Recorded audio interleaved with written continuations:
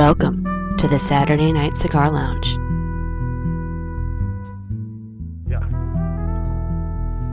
And it is a very nice Saturday night here in the Dallas-Fort Worth Metroplex. This is Saturday Night Cigar Lounge. I am your host, Taylor, and yes, we are going on a little bit early this week. It's such a packed show. Mike Grell, the comic book author and artist, is going to join me in just a few minutes. And then at the top of next hour, the traditional start time, is when we will have Defend Wall Street, NJ Libertarian, Sean Venkman, Mr. Fopal, and Victor T. Monster joining us to discuss video games. But before we get to all that, we have, a firestorm was set off in the GOP, in the Texas GOP, earlier this week, when both the Log Cabin Republicans of Texas, as well as the Metroplex Republicans, which are an affiliate with Go Proud, announced that they were not allowed to be at the Texas GOP convention. Metroplex Republicans actually paid for a booth and got kicked out, while the Log Cabin Republicans weren't let in at all. And joining me right now is Rudy Eftering, the vice president of the Metroplex Republicans. Rudy, how are you? I'm doing great, Taylor. Thanks for having me on your show. I'm a big fan of the show. It's a lot. You dig into some issues that nobody else digs into. I like that a lot. Well, thank you so much. One thing I am curious is, how did all this end up happening? Was it pretty much y'all said, hey, we want a booth, and then they said, okay, and then they said, oh, wait. Well, we put our name on an application, and this is what we do. We do this all over town. We get a booth. We tell people who we are. We have a little sign-up sheet. Give us your email address. Tell us, we meet every fourth Tuesday at Matitos on Oak Lawn and Lemon, and come join other Republicans that are gay or gay-friendly, and just visit with them, and we have great speakers, and we thought that's what we were going to do in the Republican exhibit hall until we found out that they send our check back and say, hey, I got a call from the executive director saying, sorry, you can't come, and we were just shocked. Yeah, that seems weird, because one of the things that, at least on a national level, that we've heard is the Republican Party has to expand. The Republican Party has to expand. And there's no doubt about it. That means appealing to libertarians and small c conservatives. Well, what's happened at the GOP in Texas is that for 30 years, the social conservatives have basically had a lock. We know of organizations that want to take the anti-gay language out of the party platform, and I've talked to their people today, and they told me that 2 years ago they were actually threatened with certification by the Texas GOP if they did so. So there is basically a echo chamber that's been created in the party leadership that simply is not interested in change, and that's going to turn the state blue if we don't act soon. Yeah, it certainly seems backwards. There's no doubt about it. We, the Log Cabin Republicans and Metroplex. If you go to our meetings, we're talking about how Barack Obama drives us crazy, how we want limited government, how we want lower taxes, and I'm telling you, what the Texas GOP seems to be interested in shrinking the party instead of expanding it. And just to quote Ronald Reagan, my 80% friend is not my 20% enemy. Yeah, let me read what the Texas GOP platform that they approved in 2012. Please do. This is what it says. On homosexuality, we affirm that the practice of homosexuality tears at the fabric of society and contributes to the breakdown of the family union. Homosexual behavior is contrary to the fundamental, unchanging truths that have been ordained by God, recognized by our country's founders, and shared by the majority of Texans. Homosexuality must not be presented as an acceptable alternative lifestyle in public policy, nor should family be redefined to include homosexual couples. We believe there should be no granting of special legal entitlements or creation of special status for homosexual behavior, regardless of state of origin. Additionally, we oppose any criminal or civil penalties against those who oppose homosexuality out of faith, conviction, or belief in traditional values. Okay, I'm going to say this right now. If this were a church, or say you go up to an individual Republican, you ask him, hey, what do you think about that? And they happen to say that long thing. If it were a church or an individual person, I got no problem with that. Correct. However, this is the Texas Republican Party, which last time I checked was, all about winning elections?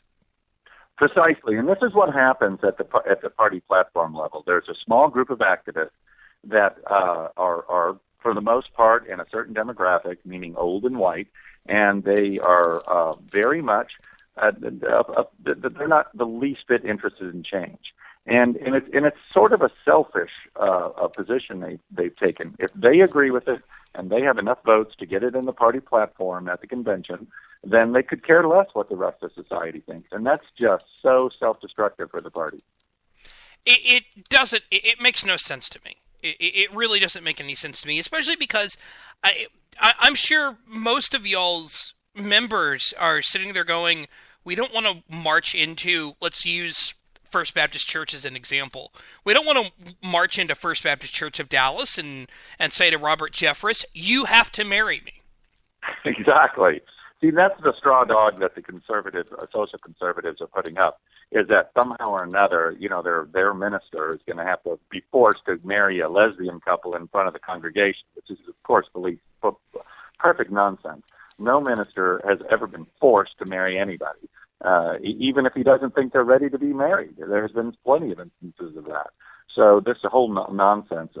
And the thing is with that statement, I don't even know where to start to start dispelling. But let's take that one section where it says shared by the majority. That's simply not true. For example, Gallup has come out for the very first time in Texas history, a higher percentage, 48 to 47, actually support gay marriage in the state of Texas. So the issue's over. And if I may take Taylor, can I just take 60 seconds to educate your listeners on legal reasoning? This is a very libertarian reason. If the Iowa case that overturned the ban on gay marriage had gone to the Supreme Court, this issue would be over, because there was a Republican court that overturned it. And here's why they overturned it.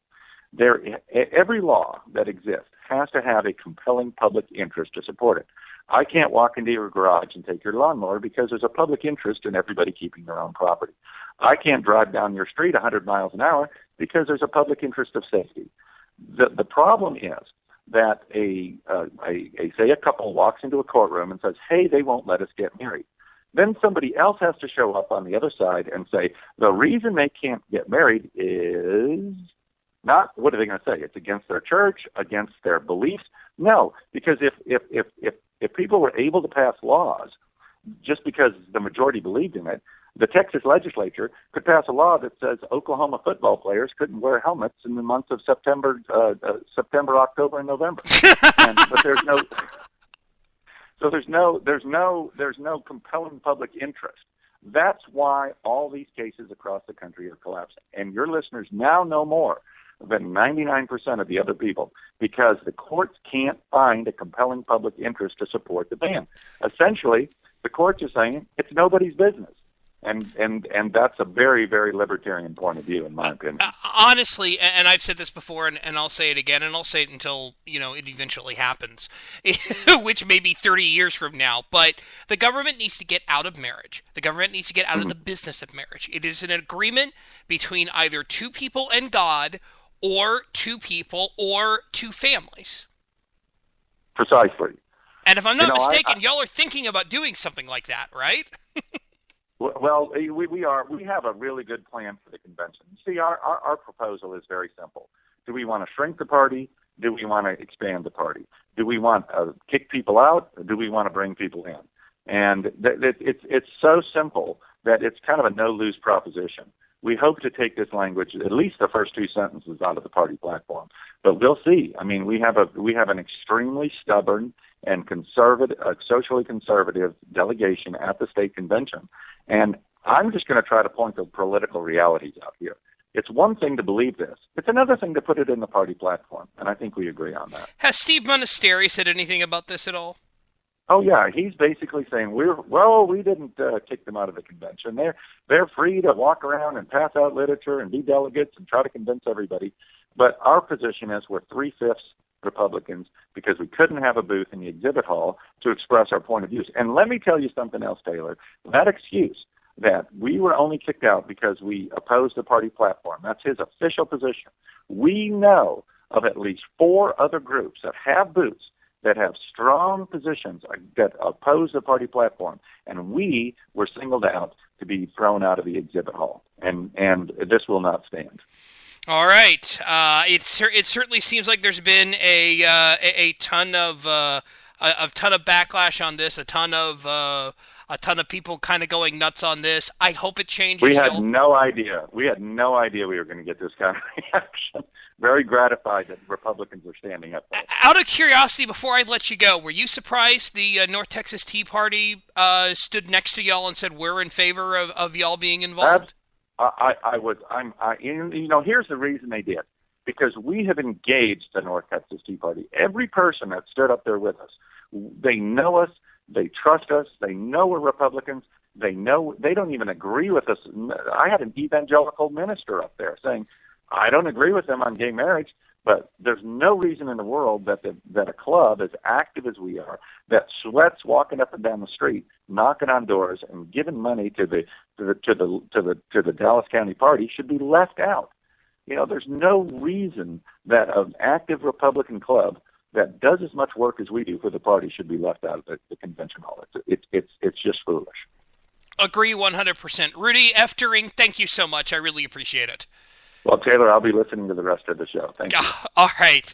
And we will be right back. Coming up next is Mike Grell, the artist and writer.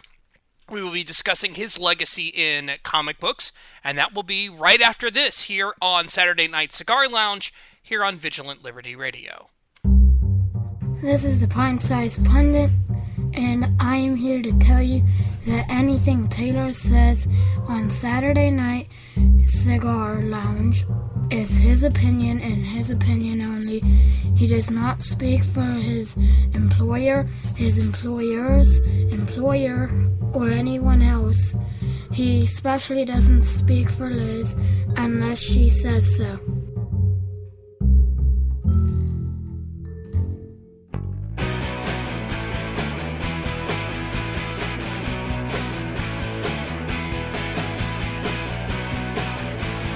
This is Lachlan Marquet of the Washington Free Beacon, and you are listening to Vigilant Liberty Radio. The ad says he doesn't have a horse in this race, but Retractor knows he does. Now he's got egg on his face. Back here on Saturday Night Cigar Lounge here on Vigilant Liberty Radio, and I have to admit, I'm really, really, really excited for this. I was excited having Chuck Dixon on last week. I'm even more excited to have somebody who, well, if you like the TV show Arrow, you can thank him for, I would say, how the portrayal is done. That would be writer and artist Mike Grell. Mike, how are you, sir? I'm doing great. How about yourself? I am doing just fine. It's getting ready to rain at some point down here in Dallas, and I'm not going to complain about that. I love rain. Oh, you should be up here. I'm in the Seattle area, and we have all you need. We'll be glad to send you some. We, believe it or not, we met once at Emerald City Con in 2008, and I was so nervous meeting you because it was like, oh my gosh, this is Mike Grell. This is someone who I've gone and gone back and found individual issues of your Green Arrow run and was just I went completely fanboy. I have to admit it. So was I on my best behavior, or was I a cranky old fart that day? You thanked me for putting food on your table. Oh, yeah. And paying my rent, buying me cars. My dog thinks you're some kind of god, I think.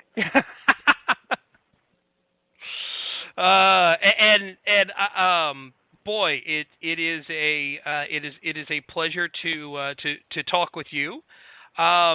Specifically, I'm really interested because I mentioned Arrow, and you have a major legacy on the comic book Green Arrow. Are you surprised, happy, thrilled to see that it's now a TV show and doing pretty successful? All of the above. I wasn't sure just exactly how Green Arrow would translate to television, although I was pleasantly surprised at the success the character had on Smallville. I liked the origin story that they used on Smallville. But yes, I'm surprised, pleased, and thrilled that the Arrow series is doing as well as it is. I think it's very, very well produced. It has a production value equal to a lot of films that I've seen. It looks like a lot more expensive show than it really is, I guess. They certainly make the most of what they've got to work with. Great talent, some terrific writers, and the folks who are working on the series in front of the camera are just terrific.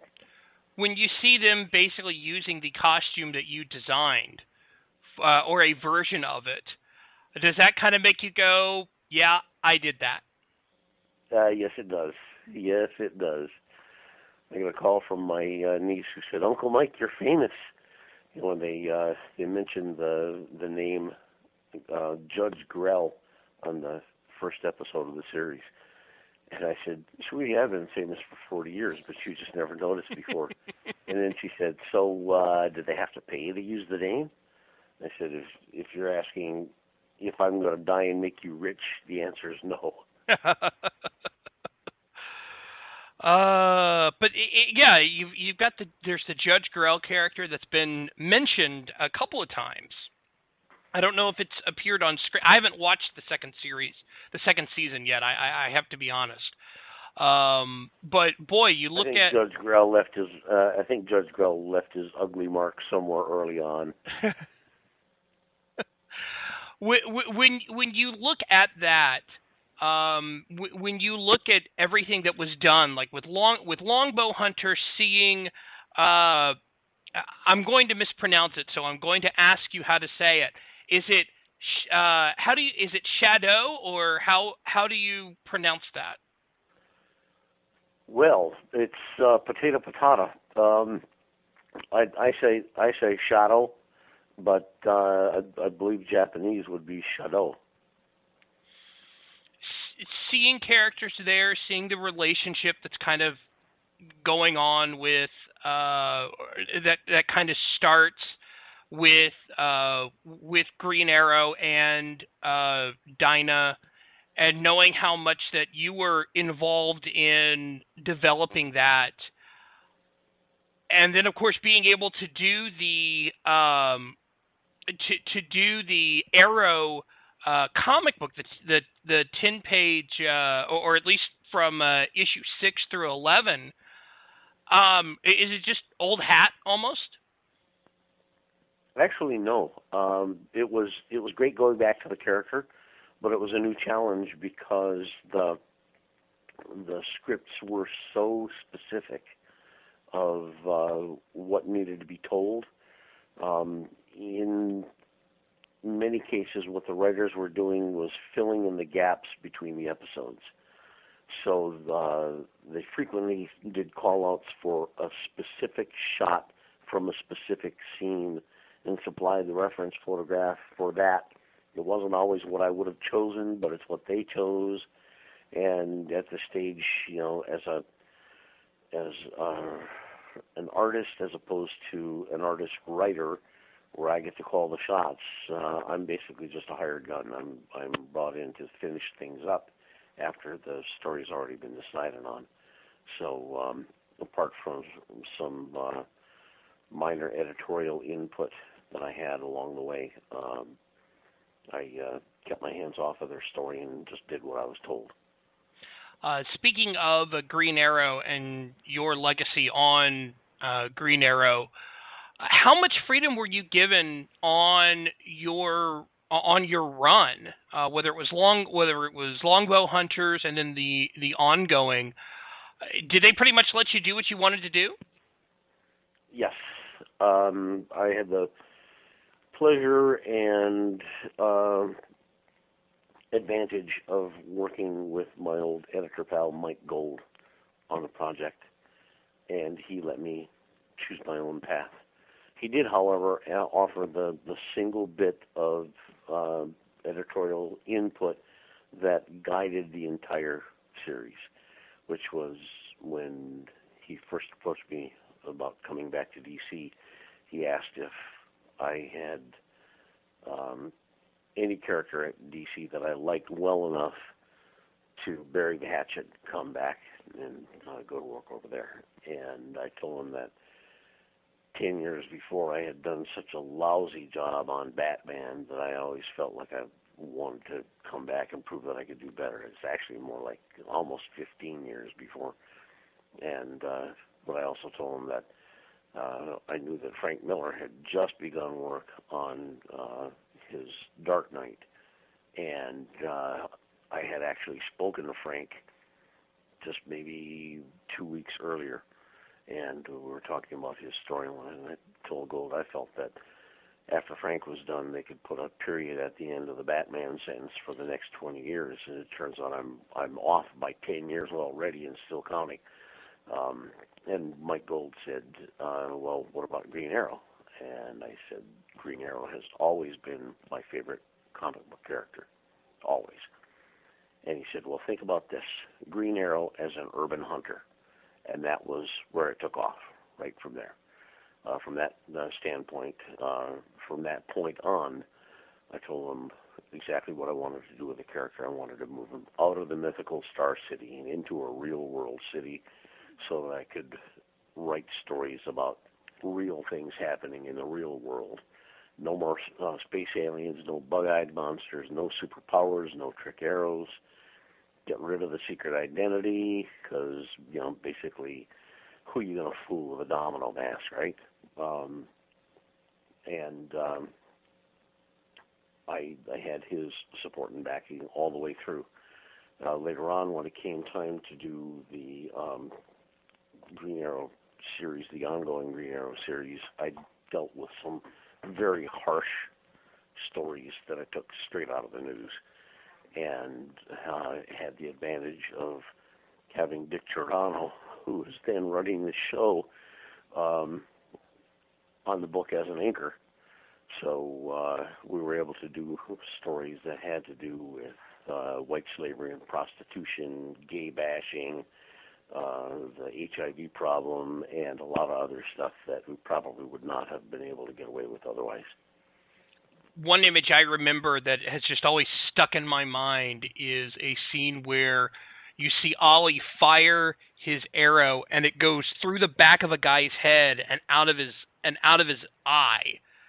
And it was just, that image has always stuck with me a bit, just like how it looked.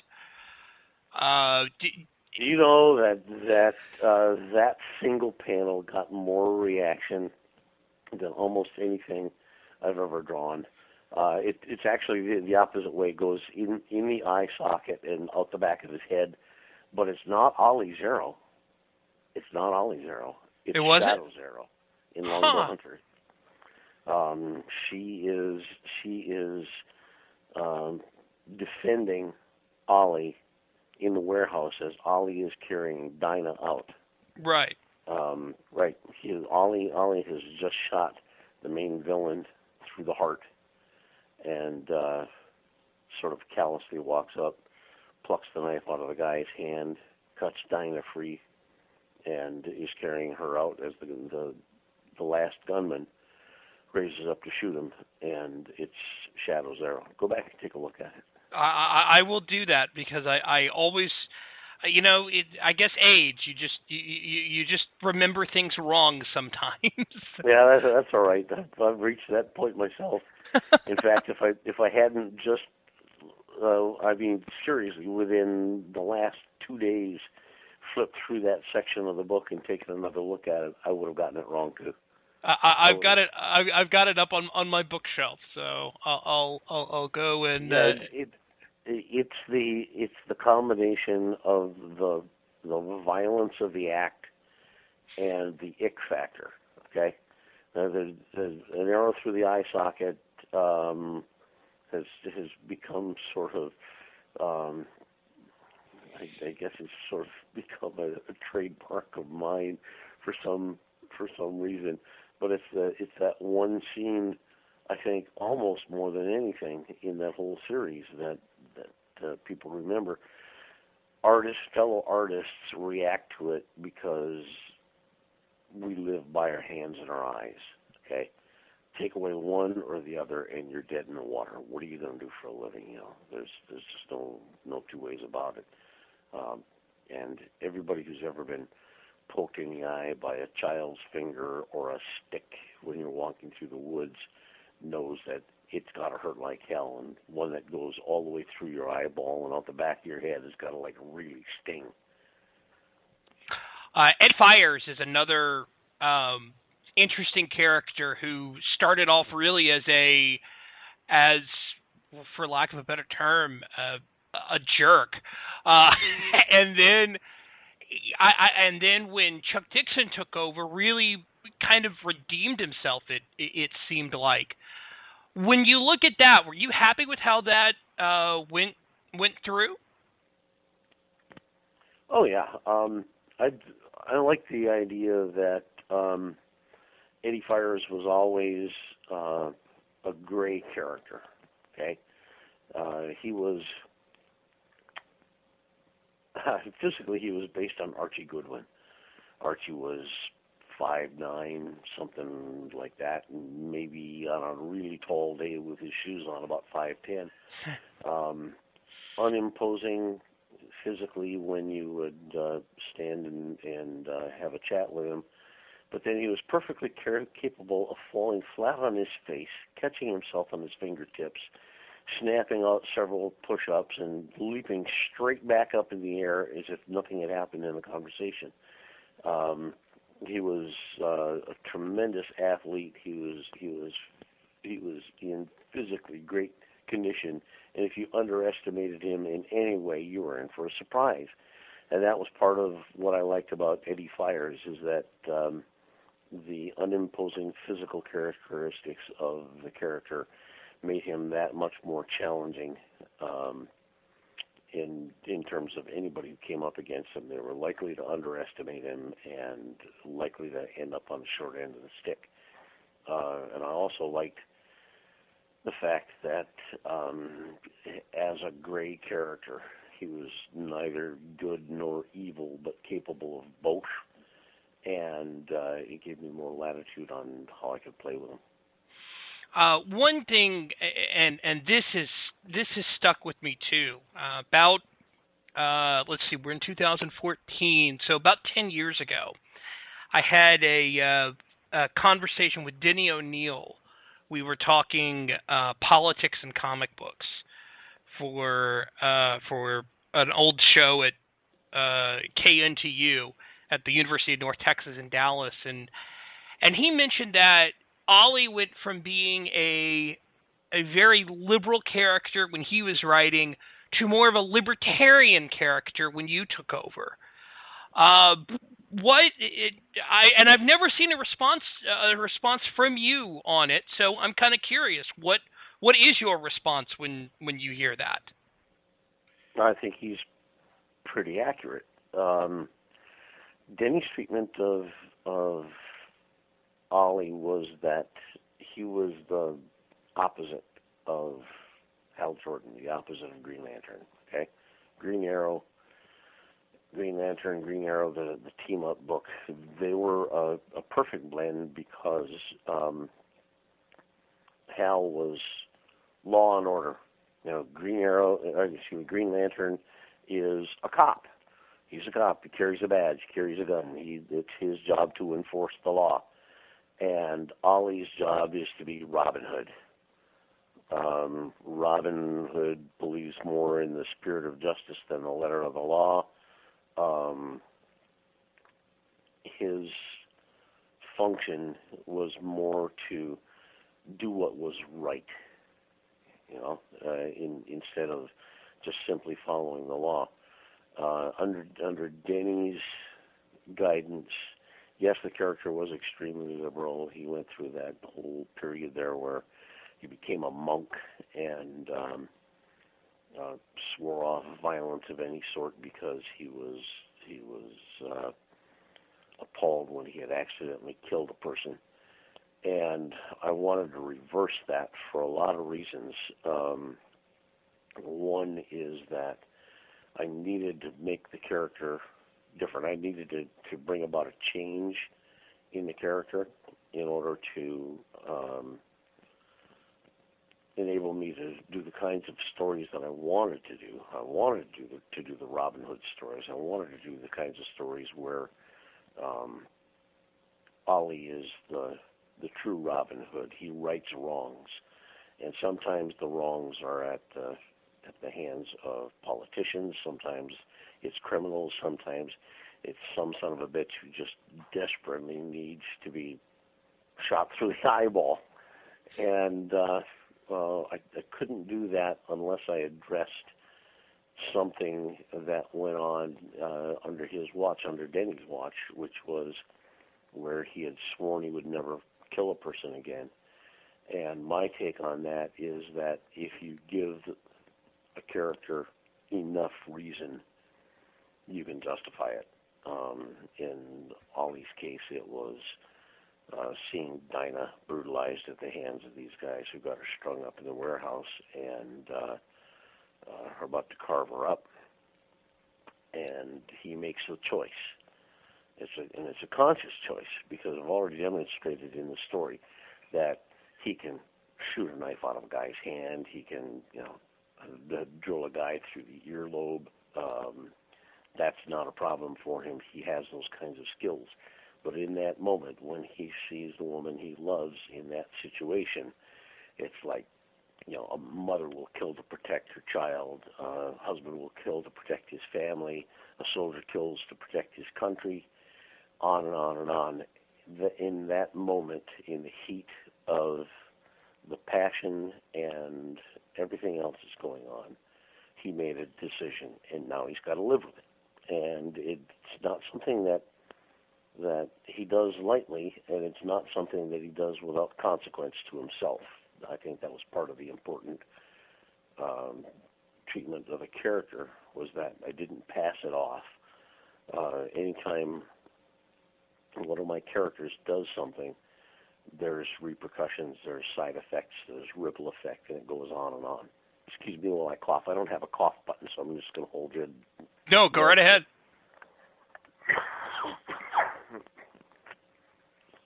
Sorry about that. No, you're fine.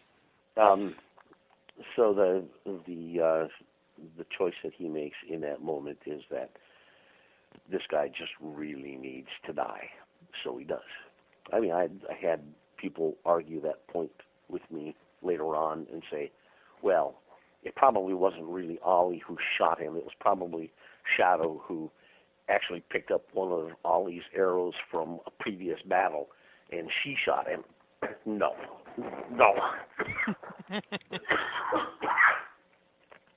Sorry.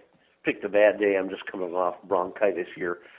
I was about to ask about your health, because I know that you had a slight scare, I think, recently, didn't you? Yeah. It wasn't so slight. It was a case of wondering if I was going to wake up one morning without a leg.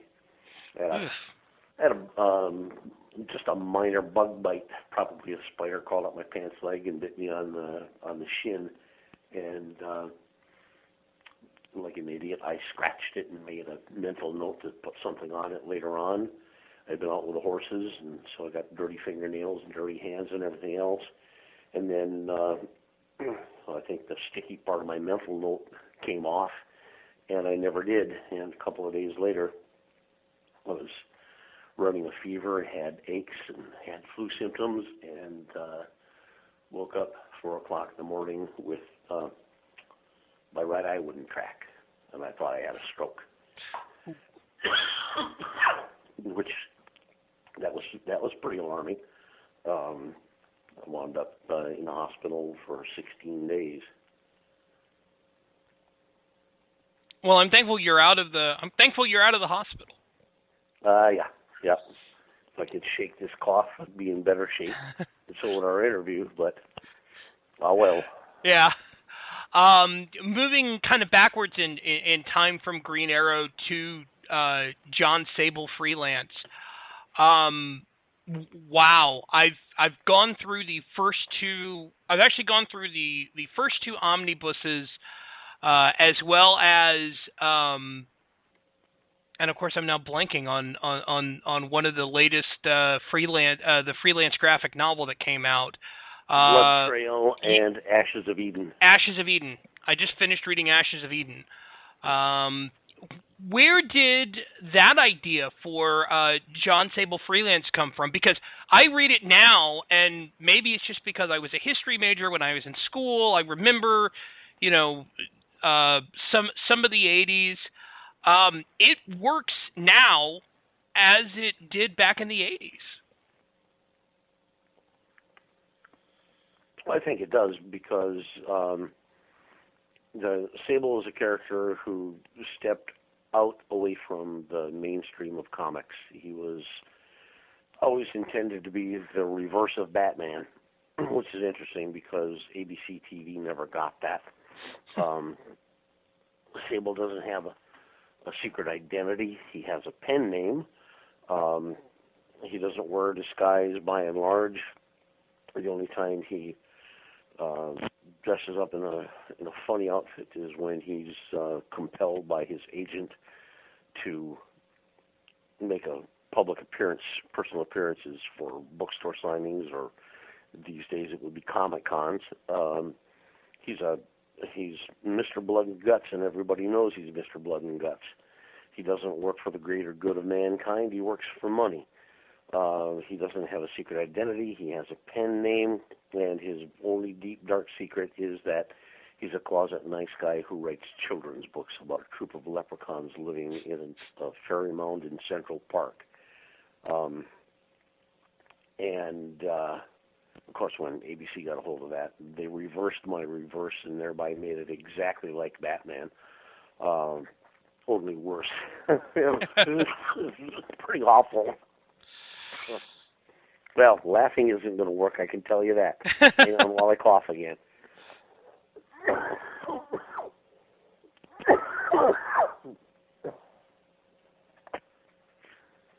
So, when I did Sable, like I said, I always intended him to be a reverse of Batman. I also wanted to do stories that I was interested in. I wanted to do a story about a guy who has basically a relatively ordinary life, although he is a fairly extraordinary individual. When we first meet him, he's an Olympic pentathlete, and I don't know if you know Olympic pentathlon, but modern pentathlon consists of cross-country running, swimming, horseback riding, pistol shooting, and fencing.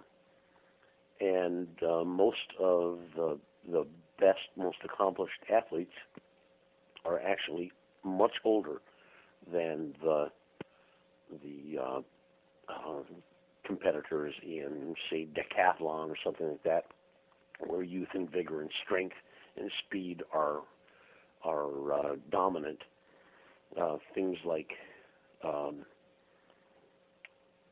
fencing and horseback riding all take years and years to develop, and that's why the older competitors dominate in the sport.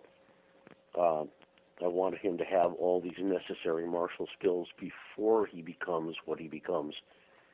I made him a former professional hunter in Africa because I loved to hunt and had always dreamed of going to Africa, which I eventually did thanks to Sable. And I basically gave him all the really cool stuff that I always wanted when I was a kid. I always wanted a broom handle Mauser, and I always wanted a 53 Studebaker, so Sable had them. And one of the things that I did that I did notice was, and you mentioned it briefly about how you tackled it on Green Arrow, was there actually was a gay character in there, but the way you handled it, it was just like, yeah, he's gay, and so what? It sure seems different than these days whenever a new gay character gets introduced, there's a massive press release, a USA Today article. Was there really a ton of promotion when that happened, or was it just, hey, he's gay, deal with it, let's move on? Absolutely not, and I think the reason was that I had no agenda with the character, other than to create an interesting character, but also a humorous situation for Sable to find himself in, where in an effort to cover up the fact that he's in hot pursuit of Mike Blackman, that's M-Y-K-E, the girl who illustrates his children's books,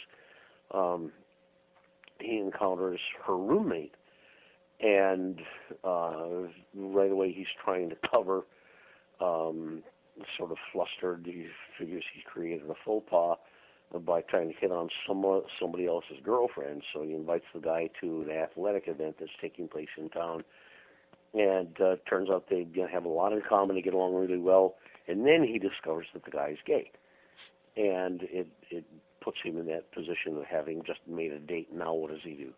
Well, one of my gay friends once said, look, just because I'm gay and you're straight shouldn't affect our friendship. I mean, after all, you're straight and you don't hit on every woman you meet, do you?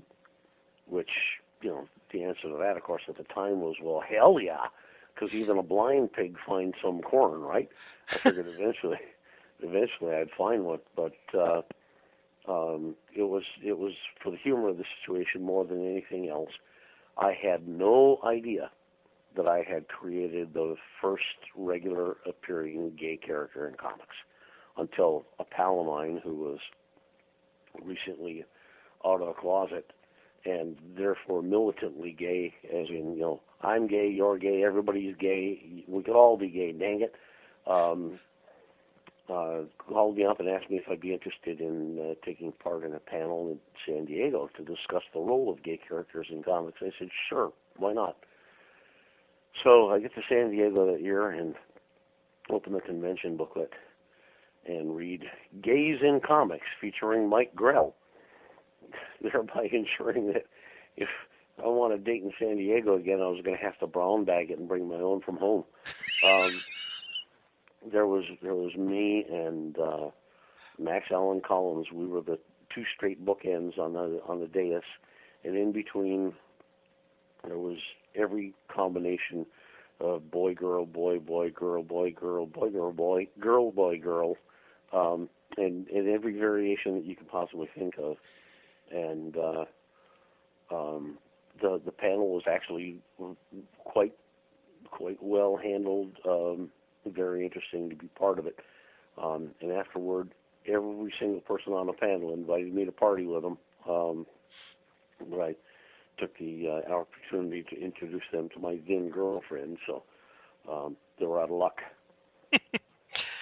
The next the book that I am currently reading of yours is Shaman's Tears. which where did the development of this come from, and what issues did you tackle in here?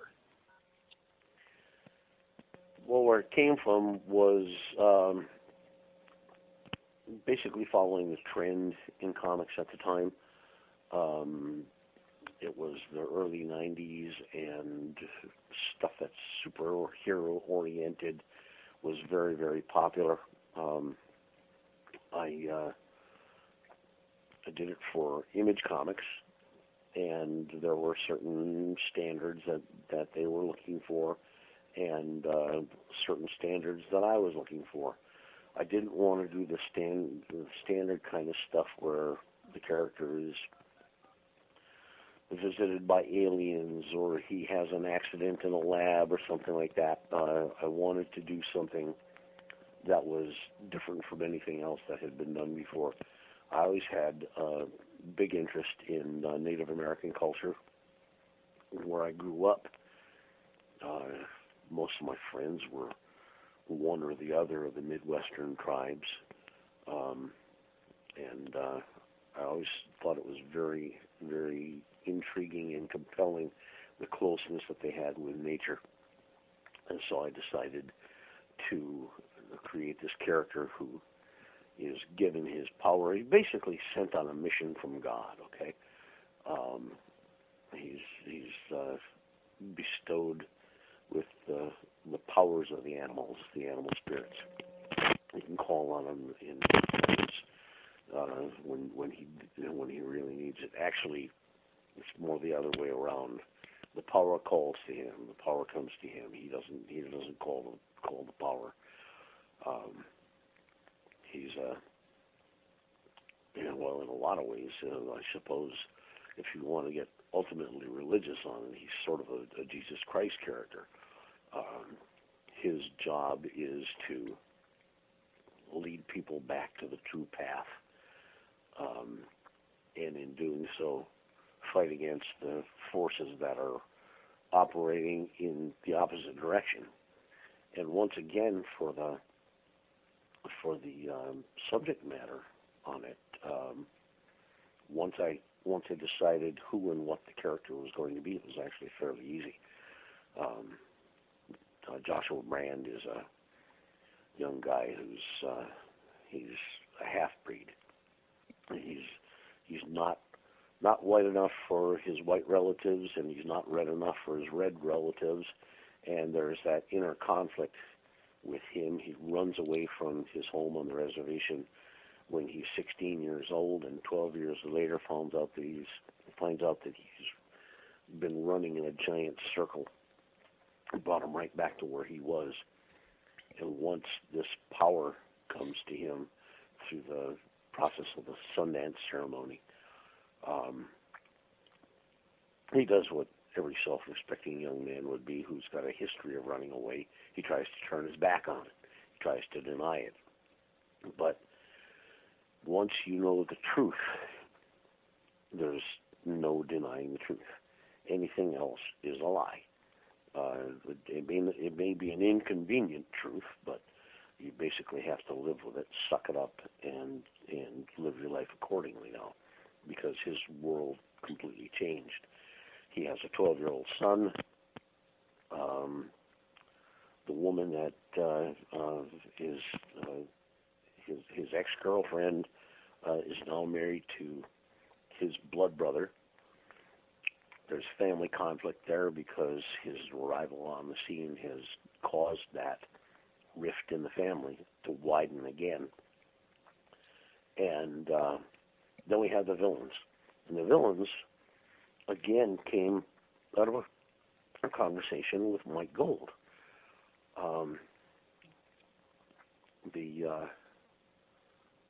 The antagonists in the storyline are a big corporation called Circle C and their creations, which are human-animal combinant life forms. Half animal, half human. They have human forms but animal traits. And Gold's comment to me once was that he'd had a conversation with a friend who was an attorney representing a company that dealt in patents and trademarks. And Gold said, if I were to clone myself and patent the clone, and my clone were then to clone himself, could I sue my clone for trademark or patent violation? And it's that sort of getting stoned over a joint conversation that sparked this initial idea, which is that if these life forms are half human, half animal, what are they? Do they have human rights? Now, PETA, of course, is all for the human rights aspect. The Catholic Church is all against it. Somewhere in the middle, it falls to the Supreme Court to decide whether or not these creations are human or animal. And ultimately, it's decided that they are animals, which means that they can then be bought and sold, traded on the open market as a commodity, which is perfect. They're designed for specific tasks, either military or manufacturing or mining, and they grow to maturity in the same time that it takes their animal progenitors to grow. So in other words, a creature who's half dog and half human would age 7 times as fast. And they would have a correspondingly short lifespan, which means that long before they can raise trouble and become a nuisance, they die. And then you sell another one. Built-in obsolescence. But along the way comes the question of responsibility. Who's responsible? How do you cram a lifetime of learning into a lifespan that's only a tenth as long as it takes humans to sometimes get it right and oftentimes get it wrong? So you have each one of these characters is a microcosm of a personality type and a character type, and it becomes up to Brand to try and lead them along the true path, to help them find their own path when he's still struggling to find his own. I'm kind of curious. What do you think? Are they human or are they animals? I think that they are trying to be human. I think they're smack in the middle, a little of this and a little of that. They're trying to fit into the world that doesn't want them in the first place. It would be a question for greater minds than mine to decide, but I would really love to see it put in front of the public and have that question answered, because we're getting there. In the 20 years since I created the comic book, they've already done combinations of different life forms. I mean, we've got rabbits that glow in the dark, for God's sake. Yeah. Something's just wrong there. And it doesn't take very much to imagine what it would be like if you created a being that was part animal, part human, and it would cause just exactly that same sort of argument in the press and in society. People would be arguing on different sides to say, is this a human who looks like an animal or an animal who looks like a human? Does it have a soul? That's the big question. I don't have the answer. I got bags of questions. One thing that I am curious is, and I will admit to being a capitalist and someone who absolutely loathes cronyism, loathes corporatism. Both sides of the aisle really piss me off when that happens, because it seems like both parties engage in it. But was it just easy to make? I mean, obviously, from a standpoint of making the corporation the villain, it's easy because they would have the money to do it. Was that kind of the reason for it? The corporation would probably have the money to do that? That was part of it. The other part was I was basically going for the joke. The name of the company that has created these prominent life forms is Circle C. Okay, Circle SEA. But a Circle C is also the mark for for copyright. The company is headed up by General Pat Pending and a Russian doctor by the name of Regis Patov, registered U.S. Patent Office. Oh, you learn something new every day. And here's the thing. Every single character in there, with the exception of TC and Sadie, are all their names are another name for either copyright, trademark, symbol. I have Joshua Brand. Yeah. I have Tom Broad Arrow. The Broad Arrow is the equivalent of trademark in Britain. Stamped with a symbol of a broad arrow. I have Sigil, Signet, Blazon, Tartan, Tally, just on and on and on, and all of their names mean the same thing. And it was my running joke that nobody else seems to have ever caught on to.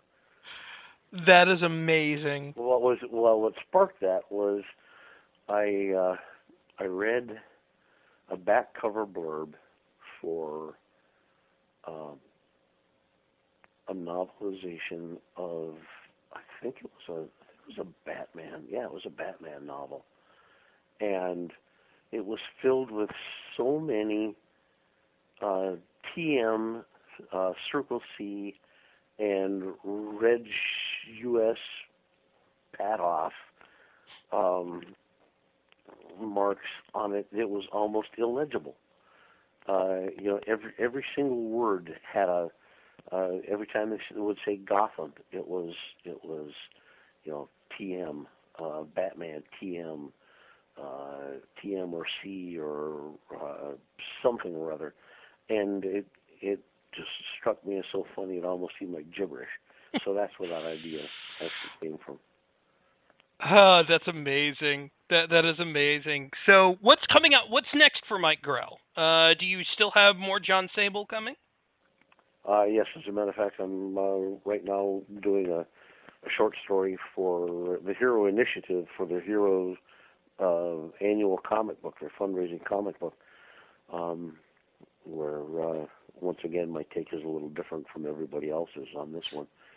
And I have a second novel in the works.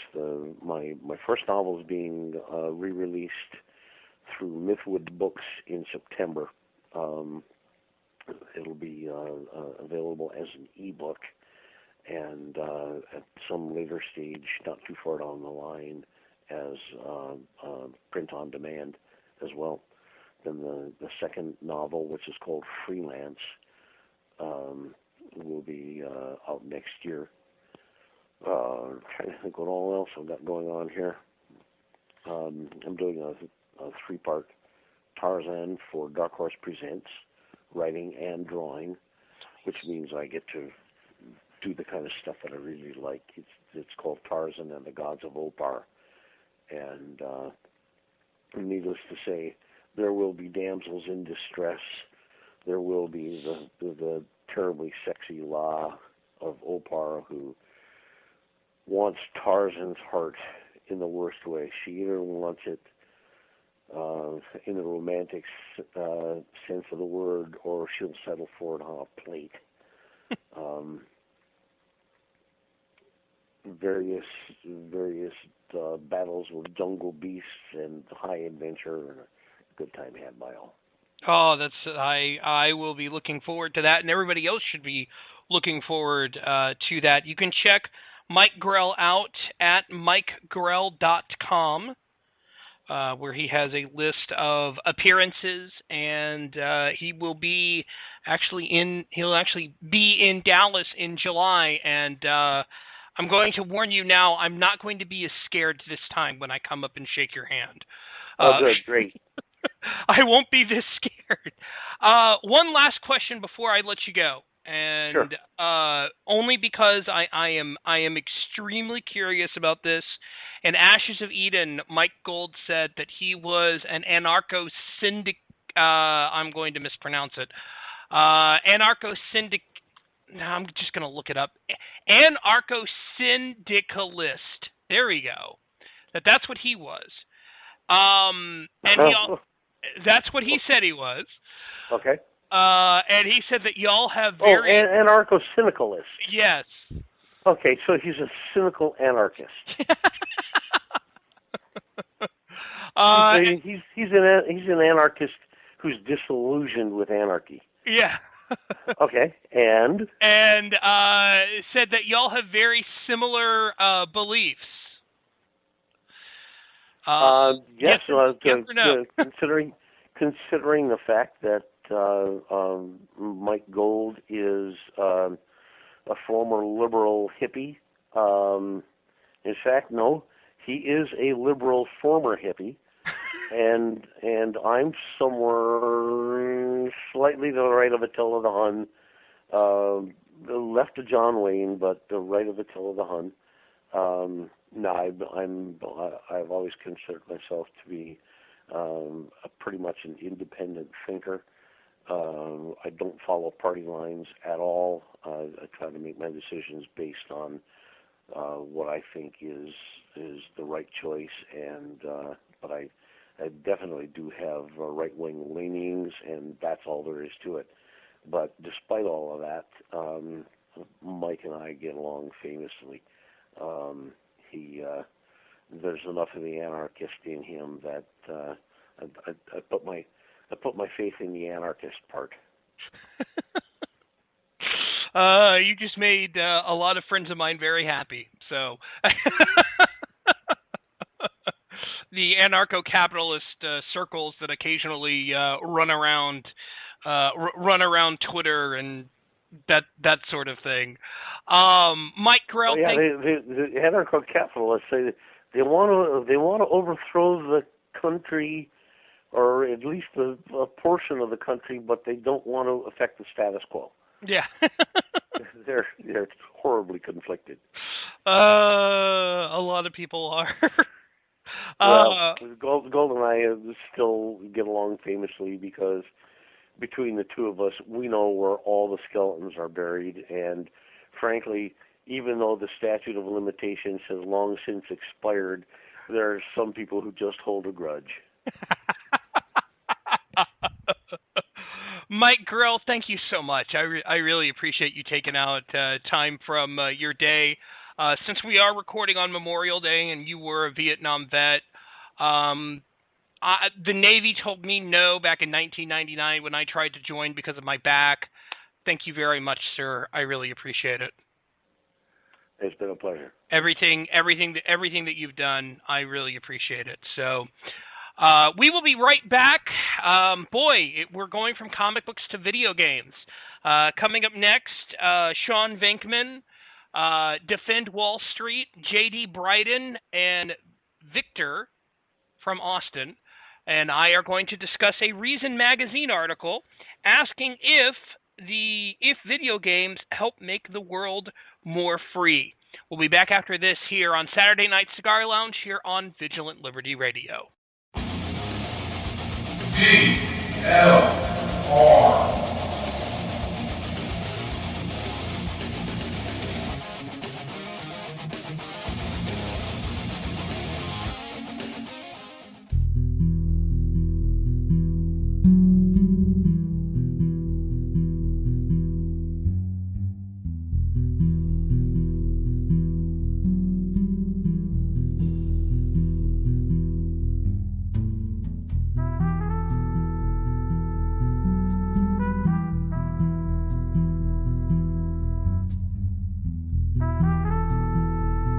Welcome to the Saturday Night Cigar Lounge.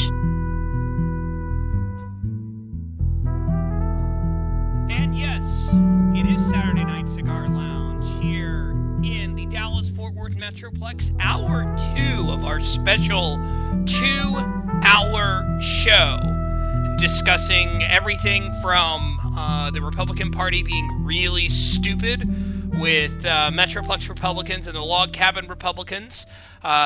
Thank you to Rudy for being on, and thank you to Mike Grell for being on to discuss his legacy in comic books, as well as his upcoming projects. And now we turn to video games. Why? Because we're that kind of a people. We enjoy video games.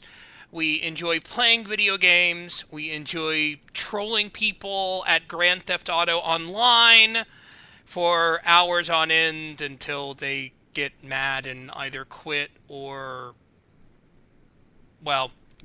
quit or send us nasty messages. And for that, I have a fantastic round table. NJ Libertarian, JD Bryden, thank you for being here. Sean... Yeah, I was muted, so thanks. Sean Vinkman, Mr. Faux Pal, thank you for being here. Thank you for paying my appearance fee. I always pay your appearance fee. What are you talking about? I know. Defend Wall Street is going to be here in just a few minutes, but making his first appearance on the show, Victor T. Monster. How are you doing, Monster? Fantastic as can be. Thank you for having me, sir. It's always good. Always good. So, this has everything to do with a Reason Magazine article that came out called Gaming for Good. Actually, they did an entire issue discussing video games and how awesome video games actually are. Let's just start from the top, really, on which games in particular y'all enjoy. JD, I'll start with you. What do you like playing these days? I've been playing a whole lot of. Actually, I just recently played through Child of Light from. I downloaded it on Steam, ran through that. It was really an interesting one.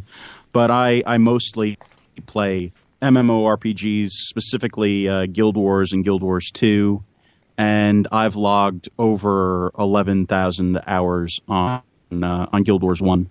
Not sure how many on Guild Wars 2. And I think I lost a year, 2 years of my life to Civilization 3, 4, and 5. Monster, what are you playing these days? It's always been a mixture of things. Recently I do enjoy a late night fest. I will kind of keep it PC on GTA, Grand Theft Auto, with Mr. Faux Pal and Mr. iDesert. But a lot of my history goes more along the lines of competitive first-person shooter gaming. And, started back in the mid-2000s on a PC, on the console. But, I gave that up for a while. It got too serious. So I'd much rather enjoy a late night session with good friends, good liquor, and some good griefing. Sean? Like my history, I started out playing, computer games like Diablo 2 and stuff like that when I was still in high school. But I've had a Nintendo since I was a kid. The original one, then the Super one, then the one that was a cube and everyone hated. And then now the Xbox 360. I don't really computer game that much anymore. The only really computer thing I do is a PC-based flight simulator, which I have a lot of hours on. So if you're ever on an airplane with me and we're going somewhere and both pilots have the fish, don't worry. I don't need to talk to anybody. I can just land it. But right now, I guess I wouldn't say nightly, but more often than not, I'm on my 360 playing Grand Theft Auto and making people angry. People think trolling is just for Twitter, but trolling, you can troll people in games so much worse. It's really bad. I have been playing recently Grand Theft Auto Online with Monster and Venkman. You know, NJ, you really need to get an Xbox 360 and PC Master Race. I've also been playing for the PC once it finally started working.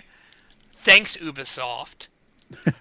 Watch Dogs, which it's amazing to look at the civil liberties issues that are coming up in Watch Dogs, because it's all about a city that's just completely connected.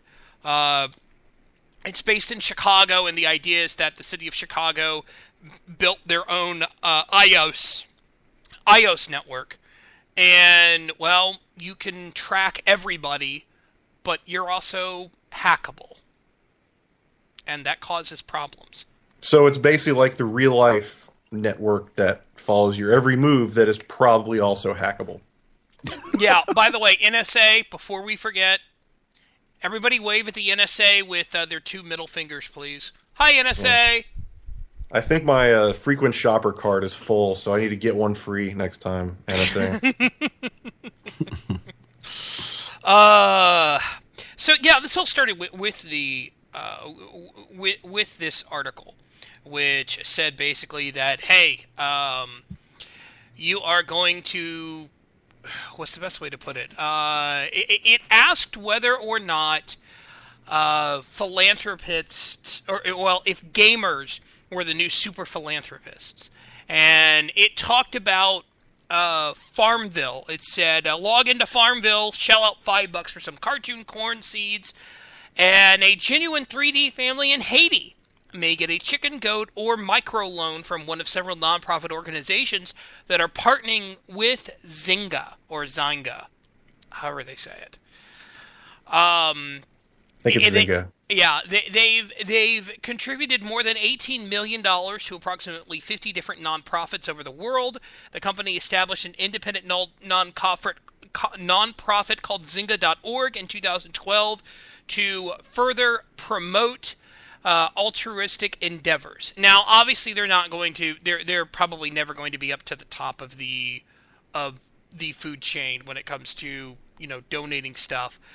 But still, I mean, you gotta admit that's kind of cool that Zynga is doing this, and they're not, to our knowledge, they're giving it to nonprofits. They're not giving it to the government of Haiti. Right, Sean Venkman? Well, yeah. Don't give it straight to the government. You know what? This guy is onto something. Okay, the question he asked, the answer is actually no. That gamers are not the next super philanthropist, but he's almost right. He's onto something, and I'll tell you where he missed out. What you see here with, like you said, Zynga creating these games on a social network that people play, and then people give the money, the company money, and then the company, does philanthropy. He's onto something because he connected two of the dots, but not the last one. And that's the fact that would not have been possible without entrepreneurs. Entrepreneurs have always been the super philanthropers, and people see the steps along the way, and they leave out the where it all started. That if Mark Zuckerberg had not started Facebook, there would be no social network that you could play Zynga games on.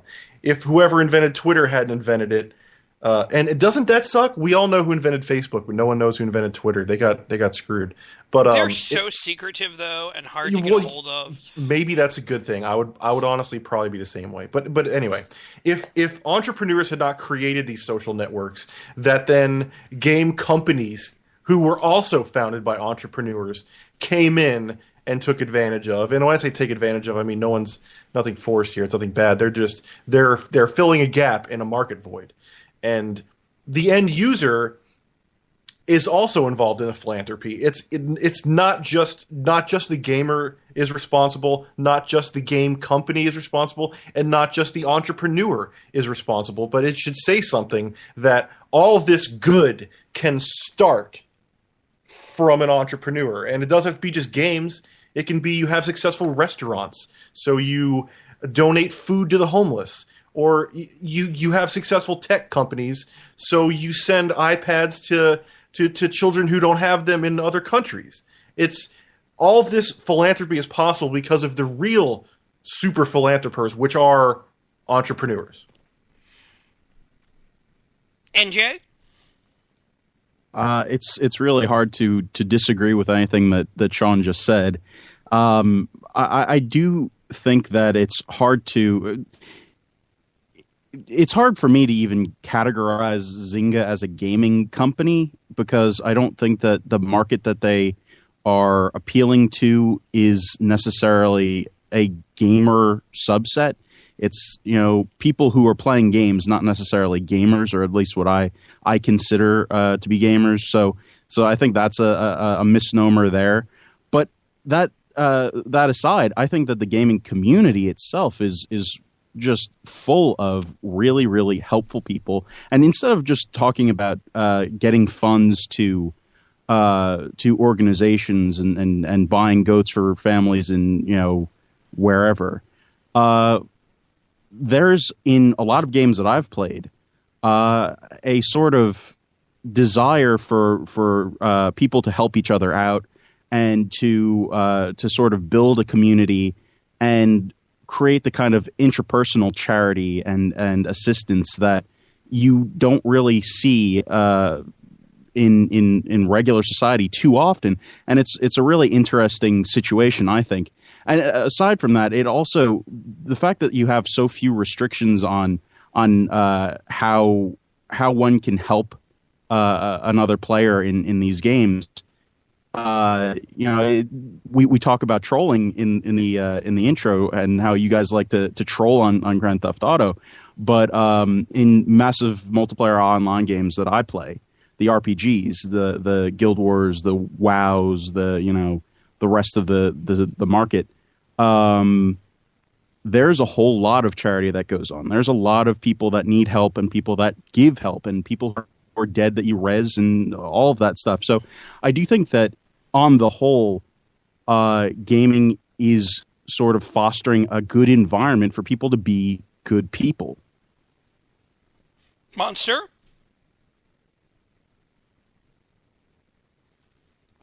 Who has probably muted himself again. But, Monster, are you there? Yeah, I am. It's the feed's kind of lagging a little bit, so it's hard for me to gauge when somebody stops talking. I have a little bit to add on the charity and, giving, playing for good. As described before, I come from more of a first-person shooter background. Lots of Call of Duty going back to, 2007, 2008. Got really competitive at a point, and I got really enveloped in spectating. There's since the deviation of a specialty channel or specialty website, twitch.tv, derived from justin.tv, it tailored to a lot of the gaming audience. As NJ can attest, there's a lot of people who play MMORPG type games, specifically League of Legends. A lot of people I know play League of Legends. But there is a huge following with that game, and people who want to, or people who stream for, let's just say, a living, people who stream part-time, will share a lot of their ad revenue to charities. I've seen lots of tweets in the last couple of months of people wanting to donate to Extra Life, I think is the name of the charity. Maybe NJ can elaborate more, but there's a website called Extra Life that would allow you to raise money towards a charity of your choice. And any donations, any ad revenue that you would earn from your streams and running ads would go towards the charity of your choice. And it wasn't necessarily locked to a specific genre of game, but it's not just Zynga that's offering opportunities to share funds that go to nonprofits. It can go to anything. It can go to any organization that you wish to donate to, and it's increasing. I see it a lot more and more. and it definitely gives me hope. But it's definitely something new that hasn't been out in some time that I've observed. So it's a little inspiring to see people, no matter the demographic or age range, pitch in some funds, watch some kids play some games, watch an adult play some games. Watch a pro play some games. Watch a pro play some games. I mean, Sean and I had this conversation a while back. There's a kid that I know that I've followed for quite some time who I think earns anywhere between $8,000 and $10,000 a month by streaming video games online. By capturing himself playing video games and streaming it to a website. Yep. Or, recording videos, putting them on YouTube. I mean, there is a huge market for these individuals. Pros specifically, I mean, the purses have gone up dramatically from, let's say, a $5,000 purse for a Call of Duty competition. MLG's branching out so much now. They've got so much more backing financially that these purses are going up $25,000, $50,000, even more for some of the bigger titles like League of Legends. I mean, the last Call of Duty championship, which wasn't necessarily hosted by MLG, was hosted by the developers and Microsoft. But the first place team won $400,000. The capacity of money that's just sitting there, that people, if you can pay a team of 4 17 to 19-year-olds $400,000, what's to say you can't earn that and more in ad revenue and be able to turn that around and share it? But once again, you make a perfect example of entrepreneurs creating entrepreneurs creating a video game, entrepreneurs creating a video game system, meaning the Xbox, entrepreneurs then creating a website that streams, and someone creating YouTube, and then through all that, these kids, instead of having facing a life of poverty and trailer parks and meth, I'm not saying they would, but I'm saying instead of going that possible route, they're making $100,000. If it's a team of 4 and they win $400,000, they're making $100,000. They can invest in college. They can invest in starting their own company. Anything like that now is at their disposal to better their own lives. So. Well, and it's leaving it's leaving it up to them to decide whether they want to do it or not. And that's why it works so well, is because people hate being forced to do things, and a lot of times they'll do them anyway if they're free to do them. And that's what I think a lot of there's that disconnect there. But I also wanted to apologize. I've been advised on Twitter that I confused the words philanderer with philanthropist into philanthroper, and that was I apologize. It is indeed philanthropist. So basically, you were doing your usual. I mean, haven't people accused you of being an asshole anyway? Well, yeah, there was an article, right, that you contacted the author and said, "Hey, come on the show with Mr. Fopow and talk about your article," and they said no. That happened, right? Yes. Am I really that big of an asshole? Yes. Yes. Okay, we've got 2. Oh, never mind. NJ, what do you think? Yes? No? I think I got to figure out how to unmute my mic. And clearly, yes. I was screaming into my microphone. Yes, of course. Oh. I had second thoughts about doing the show because of this guy. Yeah. Well, never mind. No, never mind. This made me want to do the show more because of this guy. It quite turns me on. Oh. Save it for the Skype session later, Monster. Jeez. or maybe that's just a maker's mark. Yeah. While we're on the topic of streamers, let's talk about PewDiePie. I mean, if we're going to talk about streamers, let's talk about the guy who has the most subscribers, non-Vivo subscribers on YouTube, who's raking in, his the YouTube group that he was a part of got sold to some company, some Hollywood company for like $500 million. This is a YouTube group that are producing content. He did a charity thing last July, I think, and it generated $400,000 just from viewers of his YouTube channel. for some water charity or whatever. I don't quite remember. It was a while ago. I glossed it over, but I mean, this is one dude, and not only is it one dude, it's one Scandinavian dude who is not funny, but people follow him and people watch him, and he generated this kind of. This is a brave new world. So yes, that is that's insane. The stuff that Twitch and YouTube and the streaming of games is bringing.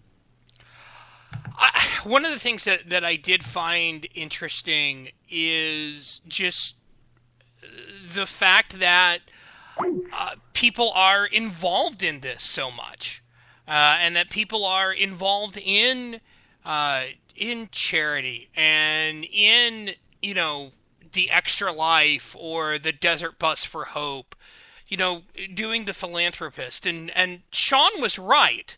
As everything crashes, Sean was right, in the sense of that it is the fact that this is all entrepreneurs. This is all entrepreneurs. So we're going to take a really quick break, and we will be right back. This is Saturday Night Cigar Lounge here on Vigilant Liberty Radio. I'm your host, Taylor, Victor Monster, Sean Vinkman, NJ Libertarian, and at some point, Defend Wall Street are on Talking Video Games. We'll be right back here on Vigilant Liberty Radio.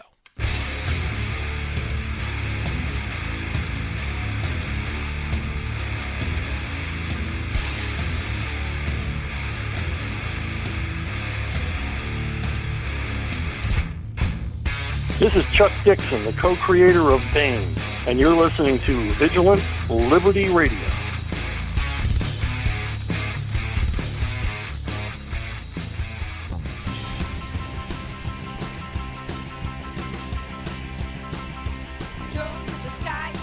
Hi, this is Missy Bordius. Join me as I share my womanly bits on the Conservative Feminist Show, 11 p.m. on Fridays, here on Vigilant Liberty Radio.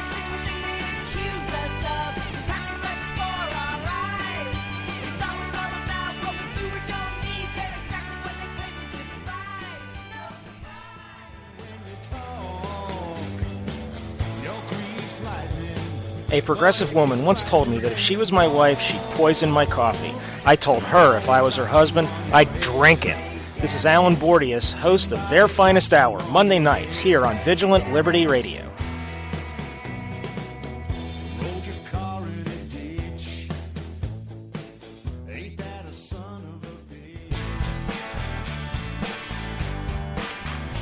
This is Guy Benson from townhall.com and Fox News, and you're listening to Vigilant Liberty Radio.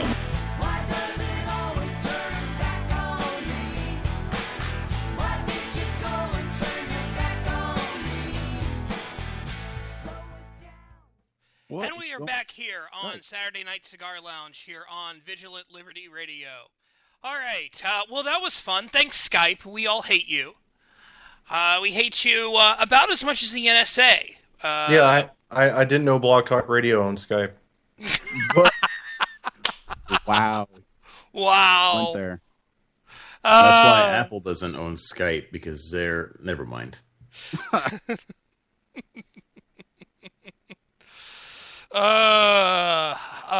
It's one of those things where, sometimes you have technical issues happen and you have to take a break. But hey, we were going to take a break anyway.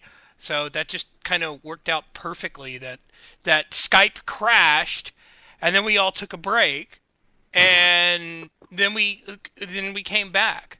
That my joke fell to thunderous silence. Yeah. And then that was it.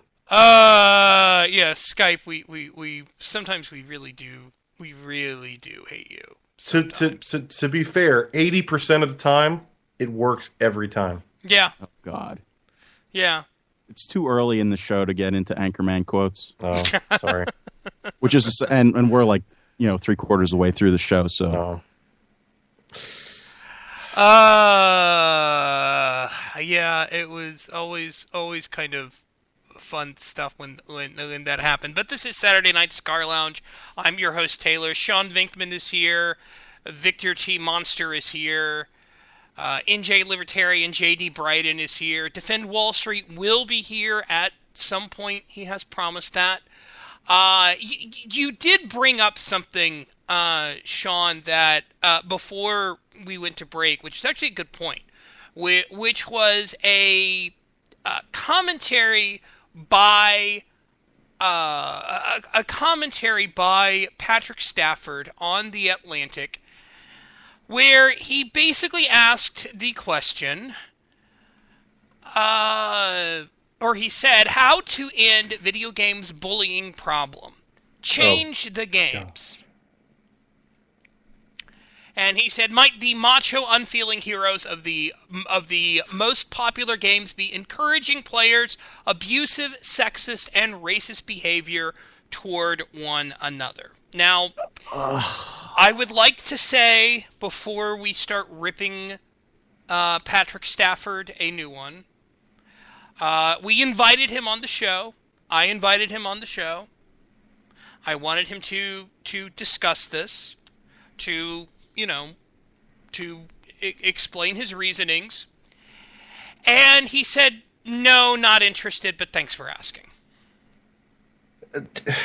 You know what? Nothing against him, but I've never understood that. I've never understood that you have this thought experiment that you thought was so good that you put it down, and someone else thought it was so good that they would run it, but then you just didn't want to talk about it. Like I guess I just like he's a like whiny noob. That's what he is. He's a 12-year-old. Yeah. If I wrote something, feel free to not only have me on your show, but like we do so often, be like, Mr. Fopow, you actually wrote quote and then the quote, and be like, how can you possibly defend this? And then I will try my best to defend it. That doesn't, in a way that doesn't make me look that horrible. But yeah, I don't get who these people are that they say the last time they were on a radio show it didn't go so well. And yes, that's an inside joke if you know who it is. I was thinking the exact same thing. Like, if it doesn't go so well, maybe you're a bigger asshole than me, because at least I get invited back. But yeah, I don't, yeah, but that's, everybody has a choice, even weird Australian people. I'm kidding. I have friends who are from Australia, and they're really, and they're really good. They're really good people. But no, actually, the full here is the question. I'm doing a radio show next Saturday on video games and content. Interested in appearing? Patrick Stafford's reply, I don't think so, but thank you for the invitation. He's like, no. Didn't even ask you how long or what time. He's like, no, nah. Well, I think he also knew that I was going to make a comment towards him, because here's what he says. Okay? He says, the claim that video games cause young boys to be violent or abusive has been largely discredited, but it speaks the truth loudly when reversed. Video games are where boys go to be horrible. Tales of emotional abuse between players in online games are so common as to be cliché at this point. The internet is filled with stories of young men sending disgusting, violent threats, both verbally and through private messaging systems, mostly targeted at girls. Sexual harassment is common. Okay. First off, girls don't play video games. We all know this. I was going to say, first of all, all the horrible stuff I hear is always toward other guys. Yeah. Yes. But isn't that what the internet's for, though? For being horrible to people anonymously? And it just so happens now that we play video games on the internet? That's like saying we need to completely redesign highways because people flip each other off. Changing the highway is not going to change the person. And making video games where it's like, oh, you press one button and someone will be reported for something. And then they'll have to get suspended for... You don't think that's going to get abused just a little bit? Like, oh, dude beat me in a video game. I'll just hit report, and then he won't be able to play for 3 days. Haha, screw him. That's not bullying either. This is retarded. By the way, I just want to point out that not only do I know that girls play video games, but I've played many, many, many, many video games with lots of girls, and the person that I know through my entire history of playing games on the internet, the person that I've known to use the most horrible language about women are other women. In my experience, it is when you see that kind of, when you hear that kind of talk going on, a lot of the time it's between a couple of girls. But the funny thing that this article just glosses over, and I'm sure Monster will agree with me because he hasn't said anything yet, is they act like this is some horrible bullying going on, and it's a stretch of the word to call it that, but I tell you what it is. How many people have come home from a terrible day at work or a terrible day at school, and you get on video games and you just rage for like an hour, and at the end of it you're like, cool, I'm glad I got to do that, so I didn't do that in real life. And if anything, it's cathartic. It's therapy for the soul. So this guy making it sound like we're breeding the next, batch of serial killers because people say naughty things on group chat is really it's beyond a stretch. Monster, you want to chime in on this? Yeah, because I have horrible days almost every day, and the most important thing for me when I get home, outside of my whiskey and Coke, is to yell at some 14-year-olds telling them that their mother doesn't love them and that I'm going to blast them with my tank until they quit and send me hate messages. For everyone listening that doesn't know, this man, Monster, is the real Peter Gibbons from Office Space. He is the real life, like everything about it. He works in a cubicle in Austin, Texas, where they filmed Office Space. Probably has a manager that walks around with a mug of coffee and is like, Victor, yeah, that fax that you just sent off, it had last year's cover page, not this year's cover page. So if I guess if I need to get you some, just let me. That is his life every day. So I just wanted to say that. I wouldn't be surprised if you found me sending messages to a random gamer in a GTA or Call of Duty lobby saying, take this damn fax and shove it up your beep. Mm-hmm. I mean, it's, in all honesty, games are my release. My wife kind of ribs me about it, but it's a release, and it keeps me at home. I've got 2 little ones, and the return on investment for games is by far the best. I mean, I can spend what one game would cost me at the local bar in maybe 30 minutes, but that same $60 will last me a year or until the next rotation of that same game comes out. And, I think of it in broader terms. So bullying stemming from video games, I think there's another side to it. I think it's exactly the opposite, or there can be an opposite side, is maybe video games can alleviate bullying. Maybe video games can be where kids learn how to cope with bullying. Maybe they need better parents. There's a lot of things to kind of curb that. Or but maybe I think video games are not the thing driving kids to bullying. Well, let's use an example. You're talking about maybe they need better parents. The boss lady, Liz Harrison, her son, the pint-sized pundit, wanted Grand Theft Auto 5. He wanted Grand Theft Auto 5. And Liz asked me and asked Sean what we thought about Grand Theft Auto 5. And what did both of us say, Sean? Well, he's probably a little too young for it. Exactly.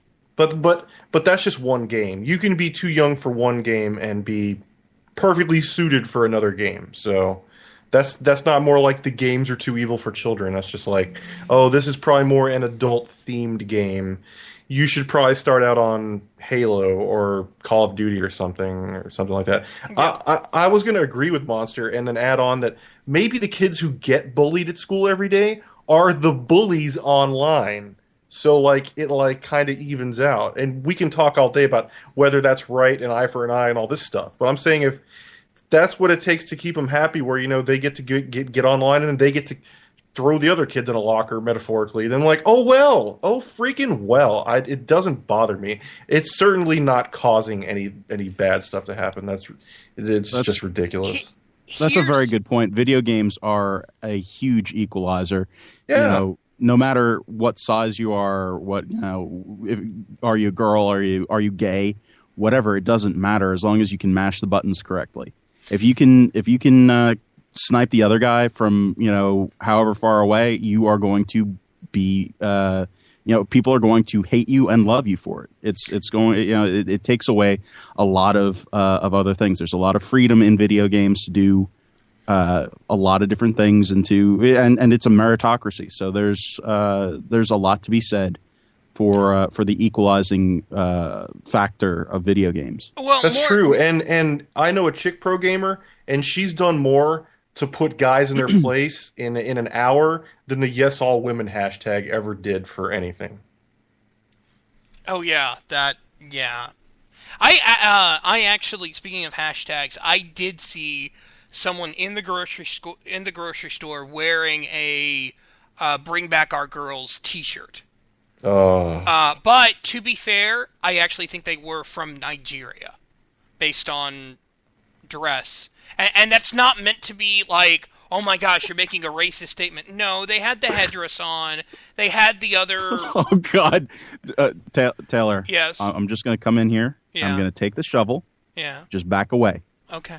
Just back away. To be fair, what'll bring back the girls are going to be the guns that were used to take the girls in the first place. And probably the guys who are piloting the drones.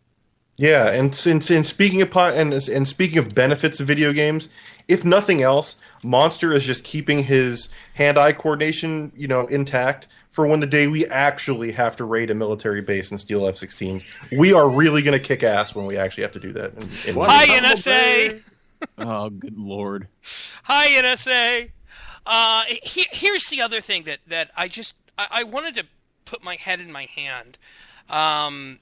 This article says that Rosalind Wiseman, best known for the book that was the basis for Mean Girls, and actress Ashley Birch, who does the web series Hey Ash, What You Playin', have been looking at whether games encourage people to do bullying.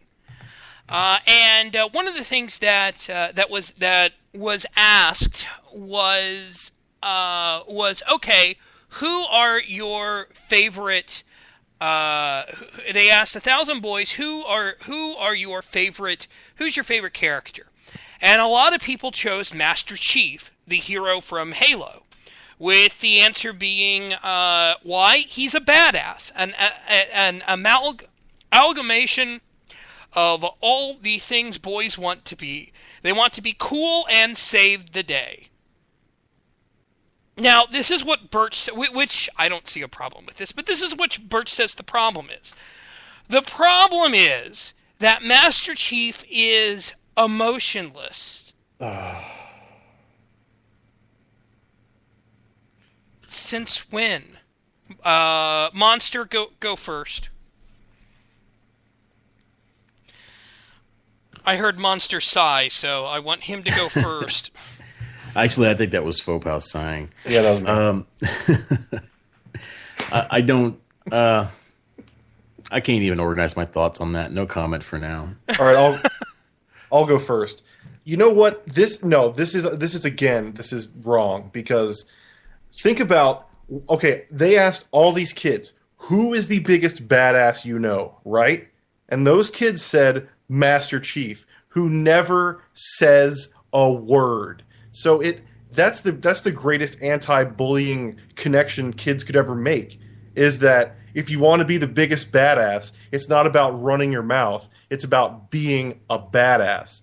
And they're going to go to school the next day, and they're going to see some bully running his mouth, yet doing nothing. And they're going to be like, that dude's a joke. So, yeah. The biggest badass, if you would run the question by us, would be Marcus from Gears of War. That dude is a badass. Master Chief is a puss. I thought you were going to say our friend Marcus. I was going to disagree with you about that. I was going to say Samus Aran, actually.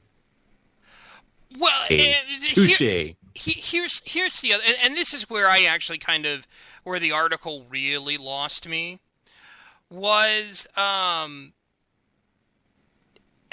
here's what was said in the problem. In the story, the highest grossing games feature similarly unfeeling men at their center.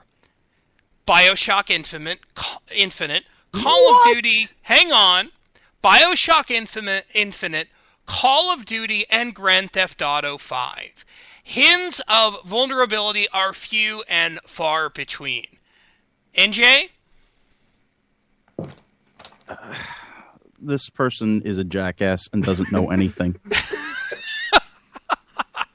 Who is this person and what are their qualifications? Oh, wait, they're writing for HuffPo. They don't have any. They spend more time in a nap room than they do writing. Like, what a joke. Okay. Let's start with BioShock. Who here has played BioShock Infinite? I have. I haven't. You haven't? No. I've played a little of it. I played a demo, but I watched it. I'm sorry, I am one of those crazy people that does watch other people play video games. That was one I watched. Okay. The main character, his entire existence in the game is to protect a little girl. Protect a little girl the entire time to make sure that she's okay, to keep her safe, to save her from the bad guys. See, but that's just more cisgender heteronormative patriarchy. It's the patriarchy. He has to look after the girl. Like, that game is clearly evil. I'm not about to spoil anything, because if I spoiled something, it would make even more sense. But I'm not going to. But yeah, it's Booker DeWitt, who's the main character, is supposed to keep Elizabeth safe. That's what he's supposed to do. And why doesn't Elizabeth keep him safe? You know what I mean? Like, if hashtag fairness, right? She's like 12. I don't care. Yes, hashtag yes all women would be my response. It's just it doesn't make sense to me. It really doesn't. Skype is apparently being more evil tonight, so I think that we are going to wrap up in the next 12 minutes or so. But I know, but Skype is being evil. But yeah, it's okay. BioShock Infinite. Okay, it didn't have it. Yeah, that's discredited. I can discredit that immediately. Call of Duty. It's about soldiers. Yeah, you don't want soldiers crying on the battlefield having a nervous breakdown because they broke a nail on the battlefield. That's kind of one of those like unspoken rules of the battlefield. But it's not. Those people are unemotional. They suppress it, but right. Being a soldier is extreme. That's so ridiculous that they would make that assertion. Yeah, but then it's like, have you ever played Fear? Like, your character in Fear is scared out of their mind the entire game. Like, I don't know, just the fact that like gaming equals emotionless, whatever. I do not make that connection or agree with that. Yeah, and okay, Grand Theft Auto 5. Okay, there is one character who's insane and a complete psychopath, and he still has feelings. And it's Grand Theft Auto, where you kind of you're like only one. not all of them. Yeah, that's Grand Theft Auto. It's almost like it's almost like what was done was the author went and looked at the best-selling games and then just decided to look at, okay, what how can I put them down to seem smarter? He went to the Wikipedia and read Master Chief's quick synopsis. That's what it was, and then he just decided that, oh hey, all the rest of these characters are male, so they must all be the same thing. And we have an article. Nobody's going to check it because it's HuffPo, and clearly my reader base isn't going to be interested in this stuff, and they just want to see this fear mongering, and it sells. There you go. And also, I'm pretty sure Master Chief was into Cortana. That's why that whole saga went down. Yep. Even if it's just lust is still an emotion. Count it. Yeah. Frustration with Angry Birds, or not Angry Birds. What? Flappy Bird. Flappy Birds. God, Flappy Bird's I wanted the to best punch game. my iPhone every time I played that. The guy who invented it almost committed suicide. I mean, allegedly. I don't think that you commit suicide when you're getting paid $50,000 a week. Yeah, well, if you're getting paid $50,000 a week, you keep getting paid $50,000 a week. So that guy had some kind of grief from that. I whole think experience. he was succumbing to the popularity of that game and I believe honestly he was inundated with requests for interviews and just the press, the popularity, the notoriety. A simple man leading a simple life who just so happens to be a programmer. I mean, that's a huge jump right off the bat. And I think anybody at some point is going to say, well, this is going to stop. Should he pull the plug? Probably not. $50,000 is $50,000. But, I can understand where he came from. I don't think the allegations of him wanting to commit suicide were ever true. I think people were just trying to make conclusions. But, like I said, $50,000 is $50,000. I applaud the guy for stepping in and taking control of his life, but I don't think it ever got that bad. Yeah. Did either of y'all ever take a look at the fact that Yanis Varoufakis was hired by Valve Software to be their in-game economist? Yep. What'd y'all think of that? I thought that was an interesting thing, specifically because I know of a bunch of other games. Since I am a MMORPG player, the majority of the games I've played have had in-game economists working on them. Like Guild Wars 2 has a guy named John Smith, actually, is his name. And he is he's a jerk. I hate him. He's not a really good. He's done nothing but add taxes to the economy. He's tried to mess with markets to decrease income inequality. It's seriously. I'm not joking about this. It's ridiculous.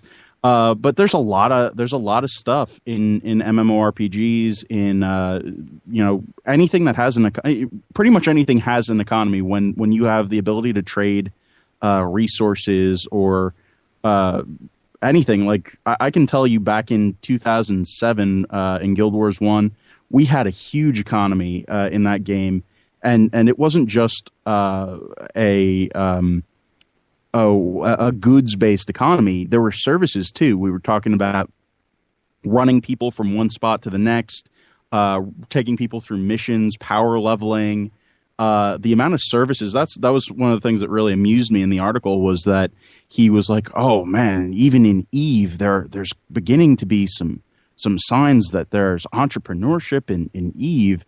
Yeah, Eve's had that shit for years. The same thing has gone on in World of Warcraft and in MMORPGs since oh crap, I can't even think of the name.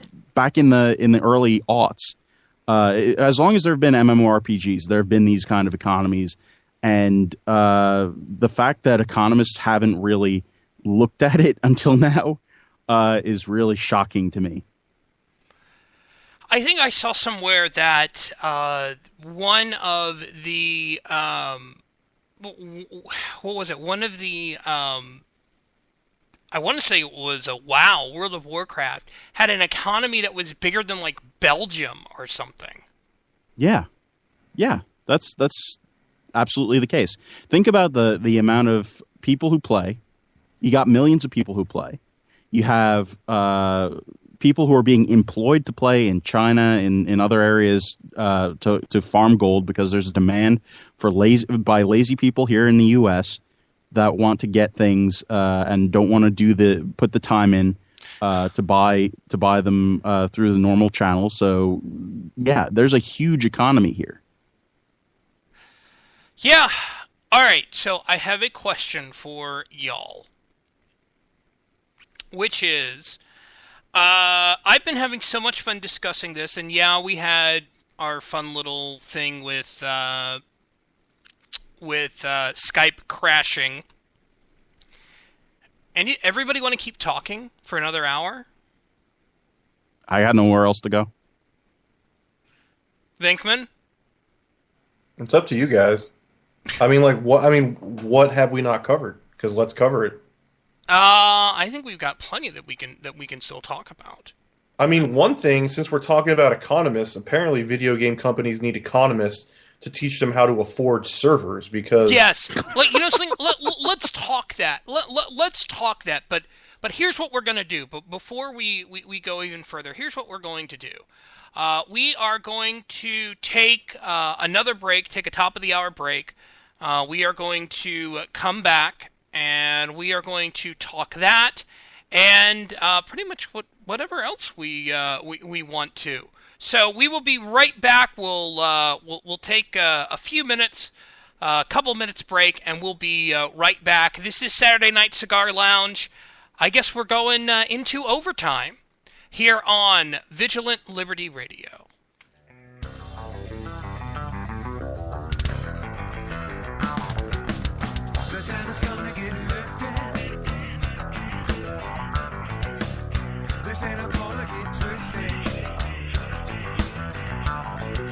Hey, this is Alfonso Rachel with 20 Pound Sledge and PJTV Zone Nation, and you're listening to VLR.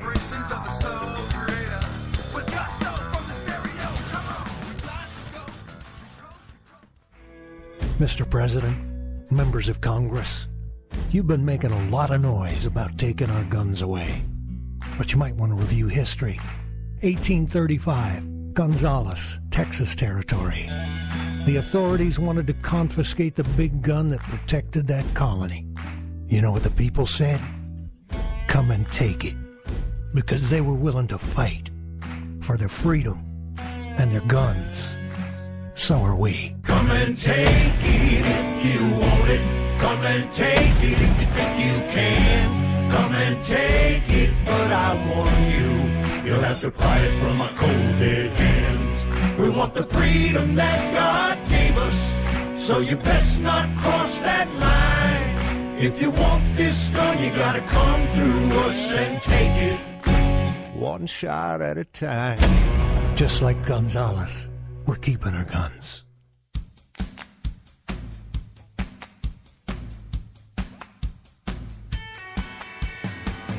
Hi, this is Larry O'Connor from WMAL in Washington, D.C., and you're listening to Vigilant Liberty Radio. VLR.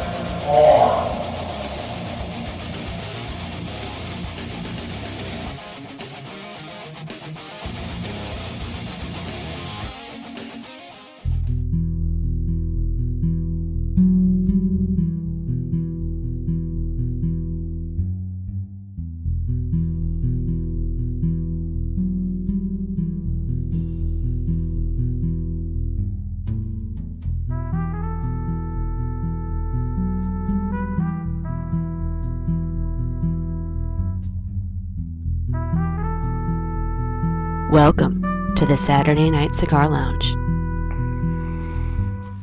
And it is a very nice Saturday night here in the Dallas-Fort Worth Metroplex. Hope everyone else is having a good evening. Hour 3, holy crap, Hour 3 of Saturday Night Cigar Lounge It was supposed to be a 2-hour special. Well, we're going at least another half hour. Why? Well, because we're talking video games, and also because we have the final member of our panel joining, Defend Wall Street. How are you doing, Bill? I just drove from Morristown to Bergen County up to Garden State Parkway in about 20 minutes. So we have Defend Wall Street here. We have JD Bryden here in J Libertarian. How are you, JD? Yo, I'm excited to be on this show. This has been awesome. And Sean Vinkman is here as well. How are you, Sean? Good. I'm going to have to charge you an extra appearance fee for hour 3, though. Okay. Yeah. Victor T. Monster, who was on in the last hour. Monster, thanks for being here. His internet is going in and out, so if he is able to come back, we will add him. If not, we won't.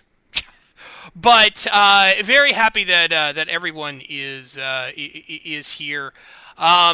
We were talking last hour, Bill, just to kind of bring you up to speed.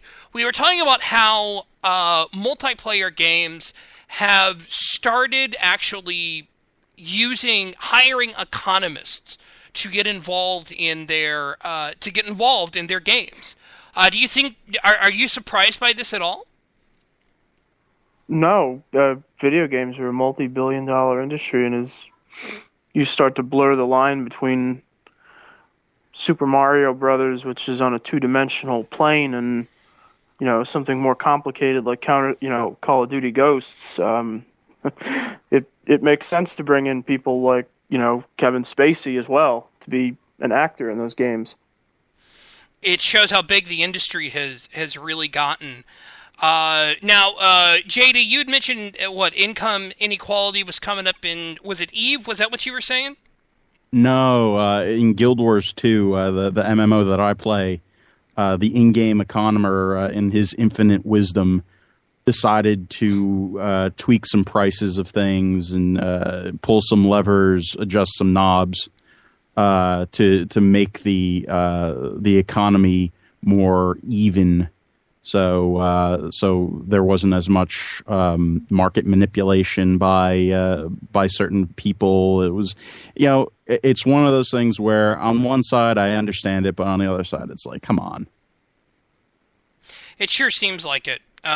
Sean, we've actually seen Grand Theft Auto, GTA Online try to do some of this, making things more fair. Do we want to describe our situation? You want to describe what happened with us?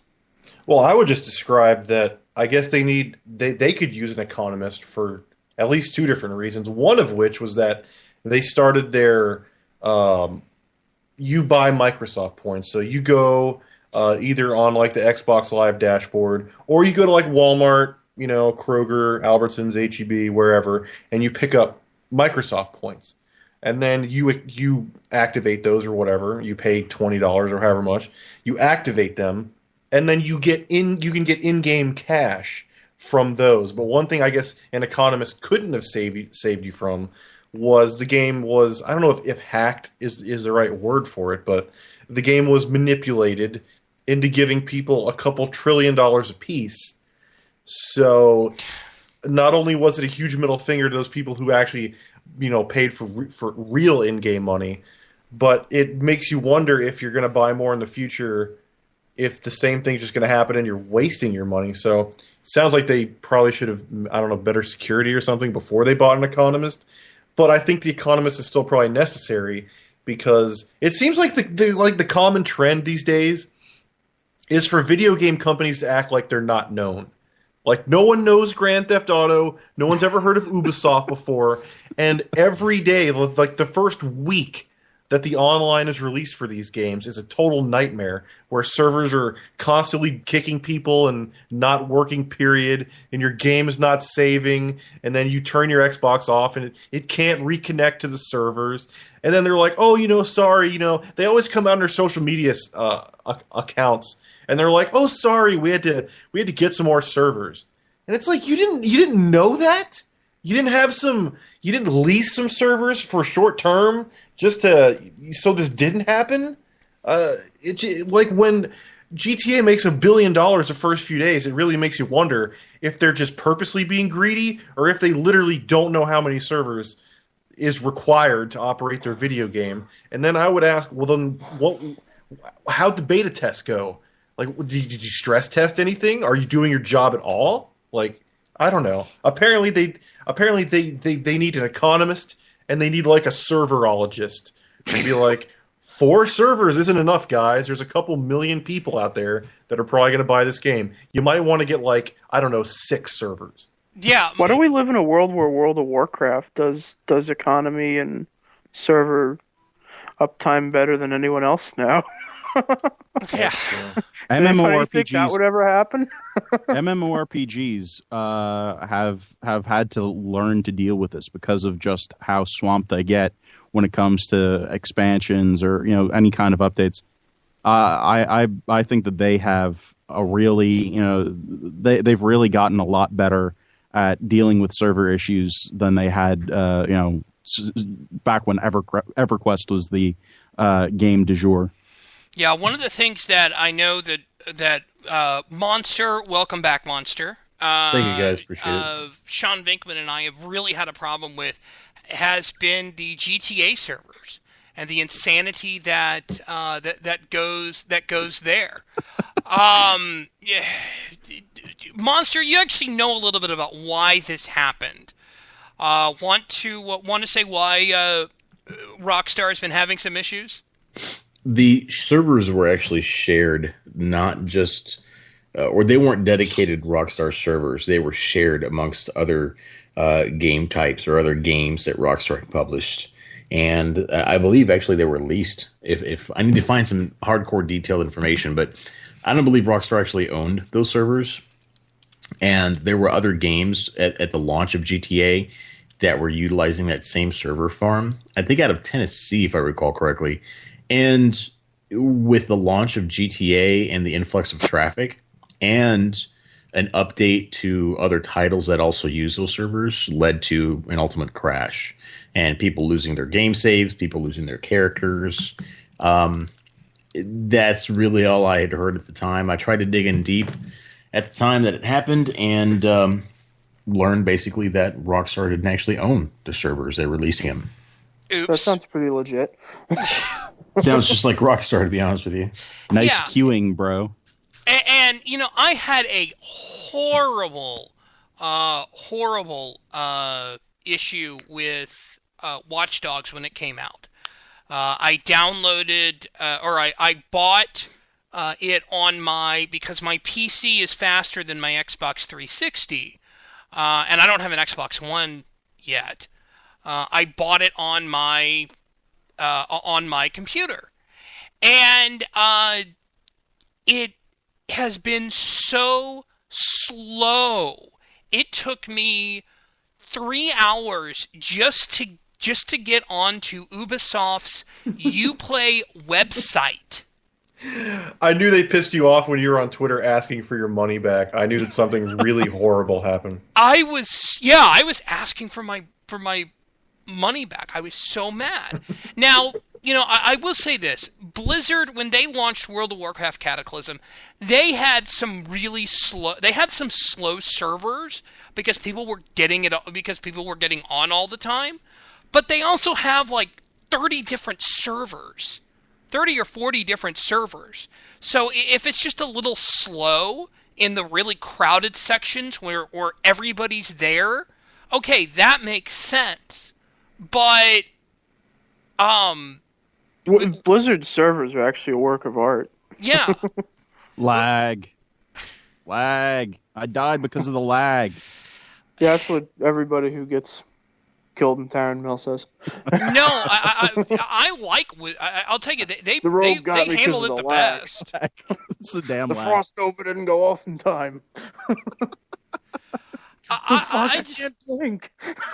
I don't understand. I really don't understand the issues that these game companies have. And to be fair, I'll give credit where credit's due.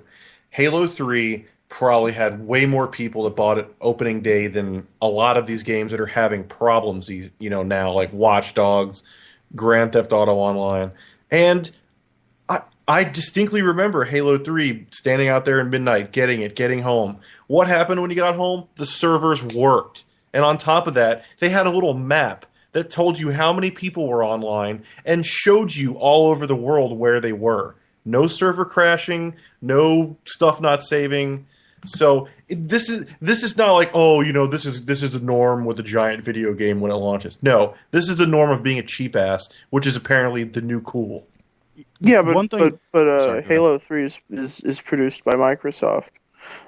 But it wasn't. They have Microsoft owns like 20 Akamai data centers. I thought 3 was still Bungie, and that they was all on Bungie. It was co-produced. Their servers are still Akamai even then.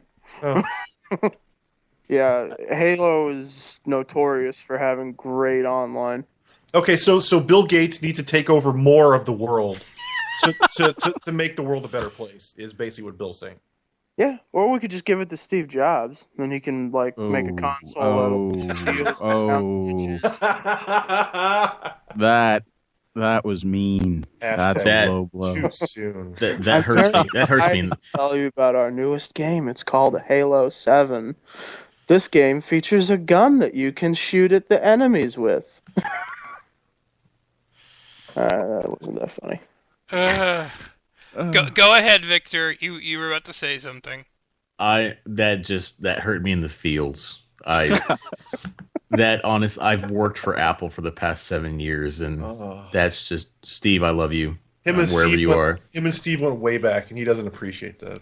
Yeah. On my fifth year anniversary at Apple, when you reach your 5-year anniversary, you get a custom frame with a letter that's typed by who knows what 25-year-old secretary, but that is auto-signed by the CEO.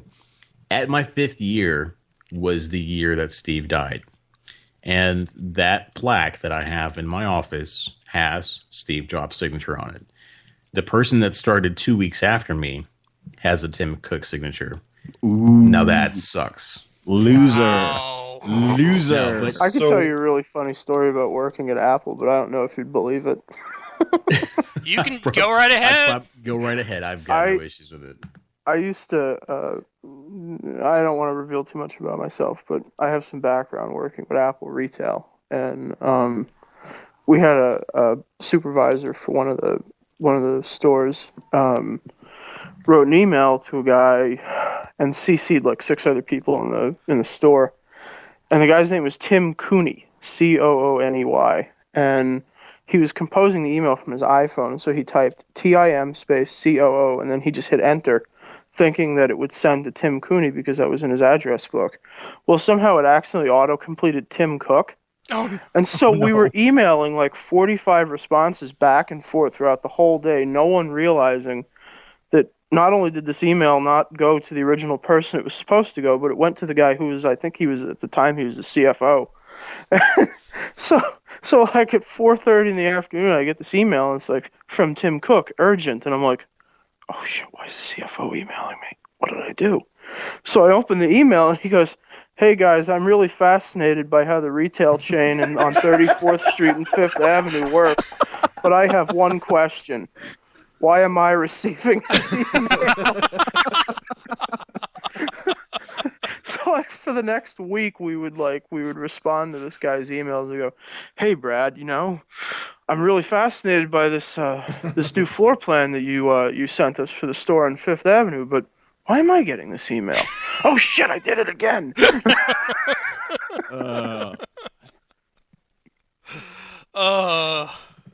Yeah, that's the reply alls and the forward and the autocorrect, especially the auto-populating emails, was always fascinating. That to the point that I would always get somebody else's emails. So, got to the point where I created an alias, which I won't divulge right now, but needless to say, if you pay him, no. Needless to say, I've actually exponentially increased the number of emails that I'm getting, because this email address that I'm now utilizing as my alias happens to be an email address that people constantly enter whenever they try to schedule repair appointments or appointments to the Genius Bar. So now I had to make a rule in my mailbox to automatically forward and delete these emails, because I was getting about 100 a day after I created this alias. Unbeknownst to me, people use that damn email address to create fake appointments, or use this fake email address to create real appointments. So I think I kind of just shot myself in the foot on that one. You troublemaker monster. I was trying to troll my customers, so I had the old school version of that. I had a similar phone number to a radio station in town. My phone number was 470-5577, which is the J, K, and L, if I remember correctly. And there was a radio station in town that was 470-KISS, like for KISS FM. And if you tried to dial it really fast, like trying to win a contest, be caller number 9 or something. Because there was no text to win crap back in the day. You had to call like a human being. But if you hit it fast, a J kind of looked like an I. So instead of being like 5-3 or 5-4, whatever it was, they would just call me. And seriously, a couple times a week, I would get people calling me like, "Am I caller number 9?" And I originally it was I was always angry. I'm like, "Get off my phone, you moron!" Like, I almost cussed. "Get off my phone, you moron!" You know. And then I'm like, you know what? Might as well make lemonade out of lemons. And I'd be like, "You're going to Hawaii. You're caller number 9." And like, I would go through it all. Like, "You get an all expenses paid trip to the Hilton Resort and Casino in Honolulu on the beach." And then I would say, "What station hooked you up?" And they would say KISS FM. And then I would hang up on them. And they would always call back and be like, "Oh man, you just hung up on me. I was the winner." And I'm like, "No, we still got that guy on the line. People try this all the time. Like, I'm not buying it." And they'd be like, No, it's me. You didn't get my number." I'm like, "Look, I'm looking at my call box. I still have him on line 9. You're a liar. Go to hell." And I'd hang up on him. That's awful. It's terrible. What's 555 Filk? That's nothing.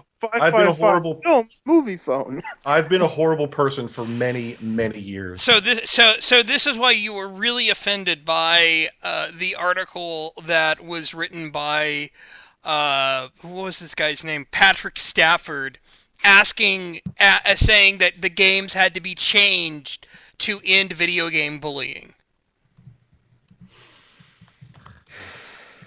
Since we've finally run around back to video games, one thing I wanted to get to when we were talking about server farms and all of that, you guys are talking about massive online multiplayer. How crazy is DRM? And specifically in games like SimCity, when you're playing primarily on your computer on its own, you know, that's something that's really bugged me a lot recently, and I think we're going to have a lot of fights coming up about companies doing this DRM BS. I'll be honest, I actually have no idea what you're talking about, NJ. Really? Yeah. DRM versus I'm sorry, DDRM? I said DRM. It's either DRM or RDM. I'm sorry, I get those two confused. It's DRM, Digital Rights Management. Yeah. That was Bill Gates' idea. You can't play a game unless you are connected to the internet. Oh that really. You know, when Xbox One did that before they changed it, it almost got it to where I was like, I can't play this.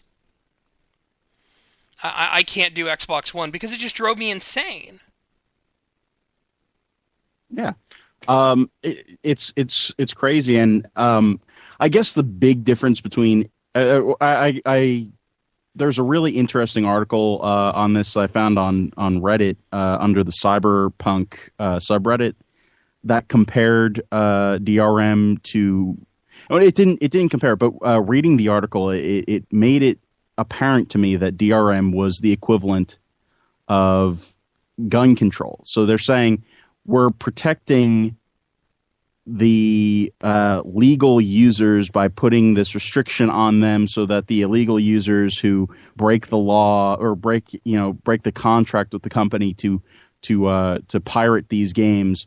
It's ridiculous, the hoops that they are trying to jump through in order to make DRM actually a thing that might look or smell as if it's a good thing, but it's just not.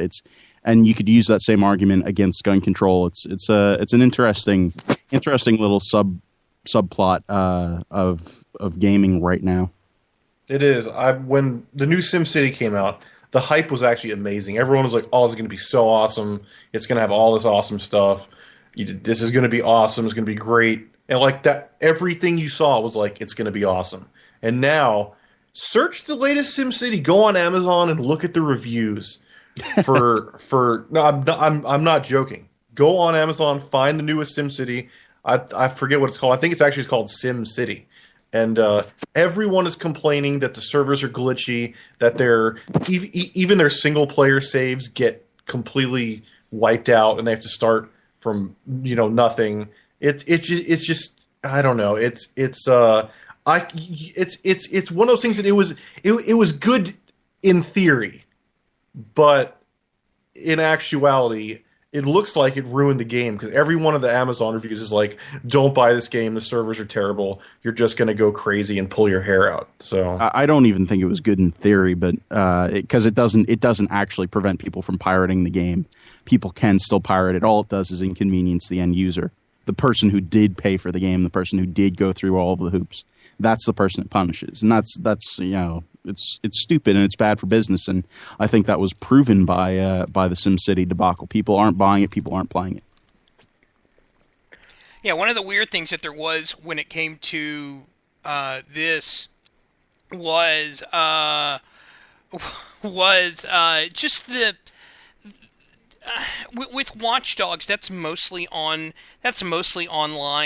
Although there is single player involvement in it, there is some online crossover, which is really kind of interesting. On stuff like that, I find that cool. But on other stuff, when it comes to the glitchy stuff that's in Grand Theft Auto, the glitchy stuff that's in Watch Dogs. You would think that they would figure this out eventually.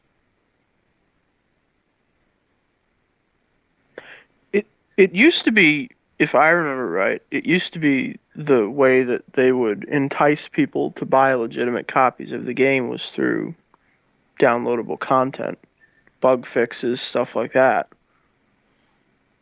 At least that's the way I remember it, at least. Yeah, anyway. now you have to buy your DLC with everything. Hey, Yeah. That's great. Well, it's not like that with Wolfenstein, though. Well, what was the last game that came out for the console that... I'm thinking of the game Homefront. Okay, it was... who was the publisher? EA, if I recall. Oh, EA is horrible. They're the worst publisher in the world. Oh, okay, so Homefront, I remember... I was going to give it a couple of weeks. It had just come out. Buddies cut the Call of Duty ties, and they're like, "Hey, let's just try this Homefront. It's situated in our backyard. Let's see what this game's about." Turned out that a couple of weeks later, when I wanted to buy the game, went to GameStop, paid $10-15 less than it was worth when it was new, but I had to pay $19 or $24 to EA to buy an activation code to play online. And that was my first experience with DRM type games. Is they're forcing you to buy the game, no matter if it's used or not. You're going to buy the game again. And I haven't really monitored beyond that what other publishers or developers are doing that, but I remember that really just pissed me off. It's like, why would you force... I get the reasoning, but you're creating a horrible customer experience. Mm-hmm. The core demographic that you're going after, you're forcing them to go through a hoop just to play a game, to enjoy it. Why would you sacrifice that? And I think that's kind of why Don Matrick with Microsoft backpedaled. I think it was last June when, after they announced at E3 that the Xbox One would have an always-on requirement that you would have to be connected to the internet to play your games. It must have been 5 or 6 days later. Influx, just massive amounts of feedback and emails. He backpedaled, made another announcement, and I remember this vividly. He said something along the lines of that the customers wanted to enjoy the flexibility they had with the games to buy, trade, sell their games as they saw fit. And I mean, I can't imagine how many emails came in, but to have a huge corporation like Microsoft backpedal before the release of a major new platform was just like, wow, people are listening to the consumer. The consumer is telling Microsoft, hey, we don't like this. It's not going to happen. What are they going to do? Are they going to stick it down people's throats and continue it? No, I was surprised, honestly, when they backpedaled. But EA didn't backpedal though with SimCity, and I'm glad this is all something we can agree on, because this is what happens when you don't backpedal. The 3 most popular reviews on Amazon for SimCity. First one, top one, says, guess what? If you'd love to experience the nonstop thrills and excitement of SimCity, then please remove $60 from your bank and promptly pay someone to kick you repeatedly in the mouth. Second one, titled Single Player DRM Does It Again, says, how would you feel if you waited for the new Corvette to come out, pre-ordered one, and when you try to drive it home and enjoy its massive V8 engine, the dashboard tells you gas pump not connected, aborting. And then the third most popular one, which is also on the subject of DRM, is titled "One of the Saddest Money Grabbing Schemes of All Time." And I would just like to say I miss the days when bugs weren't purposely engineered into games. That's all I'm going to say. You know, you actually you brought up something really, really important, Sean, which you said. Read that last part again about the money grubbing. They're calling the DRM thing one of the saddest money-grabbing schemes of all time. All right, and yeah, we're all free marketers here, right? Yep. Free market capitalists. I'm a huge communist. Okay. I love money. I knew it. I'm reporting you to Red Scarebot. Oh God. I run that account. I wouldn't be shocked. I really Please stop retweeting me then. It's annoying. But he actually retweeted a Wendy Davis article of mine. I thought that was kind of funny. But look, we're all free marketers. But there's a difference between going for short-term profits instead of playing the long game and looking at how future business might be affected by choices in the now. And that's something that that I think EA is running into. And Microsoft briefly ran into, which was, okay, we can do this, we can get money, we'll get a lot of money in the short term, oh wait, everyone's leaving, oh crap. And I really wish that more companies in general would actually sit there and think about their choices before doing them. See, me personally, I think Electronic Arts is quite possibly one of the greatest money-grubbing scams that's ever been devised in the video game industry. They are absolutely the worst publisher of video games in the world. I've always thought, ever since Battlefield Vietnam, I think. I don't think I've ever really consciously bought an EA game again. I mean, they're just crap. That's true. That's they true. produce, but my Madden. Yeah, they produce games which I are love designed Mass to have a 6-month life cycle, and then basically they just release an upgrade. And that's what they did with Battlefield 1942. It had a really great online community. It was a really cool game that people liked to play. and it lasted for like 2 years or 3 years. It had like competitive tournaments and stuff like that. And then they released BF Vietnam, and that lasted 6 months. And then they had some stupid dopey expansion for that, which lasted like another 3 months that they supported.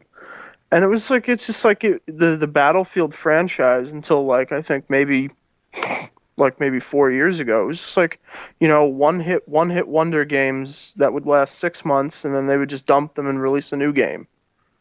I don't know, but they were still doing it with I don't know about the most recent one, but they're not doing it. They don't do that anymore. Bad really. Company. When they released Bad Company, where it was kind of a plot twist. I mean, I think that kind of reinvented the series. It was dying out after 2142. Battlefield as a franchise was dying. They had to think of something to bring the game back, and why not, place it in the present time and give it a comedic twist. The single player was quite comedic. I mean, some cursing, some of the first ever cursing I heard in a Battlefield game at the time. This was like 5 or 6 years ago, who knows? But I think they tried. They realized where they had some lackluster performance in terms of numbers and adoption for the game. So they tried turning it around. I think it's EA as a whole, they just suck. With the exception of maybe Madden. I like the new Battlefield game. I actually think it's quite good. Single player is quite good. Multiplayer is a joke, though. But I haven't played it, but the one before that, I remember I bought it, and like when I was at GameStop, they were like, "Oh, all we have is the premium one." So I was like, whatever, just sell me that.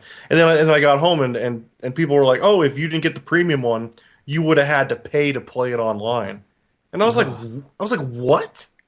Oh Really? yeah, the season pass. That's a new thing that a lot of companies are doing now. Yeah. Season passes to play online games. And I stopped playing Xbox games, I think, after the release of the 360, a little bit after the release of the 360's PC Master Race. Yeah. And when I bought my Xbox One like 2 months ago, and I was looking at some of the stuff on the store, and I was like, what the hell is a season pass? And I asked a friend of mine, and they were like, "Oh, well, that's this new thing that they do now with online play. You have to pay a sum of money to play the game online, play the multiplayer component of the game for like a specified period of time." And I'm like, "Really? They turned FPS games into MMOs with subscriptions? What genius thought of that?" Yeah, It's one of those things where they're going to keep fixing it until it's broken, and then they're not going to. Well, I mean, I think where they got the idea for the season pass is, you look at Six Flags Over Texas is like, I mean, somebody just kind of sat there and went, well, Six Flags has these, other theme parks have these. Okay, we'll do this now. We'll try to do this now. When I'm not sure it's going to work. And that person should be. It from WoW. Yeah, from WoW, from Netflix. There's so many subscription services that are ubiquitous these days.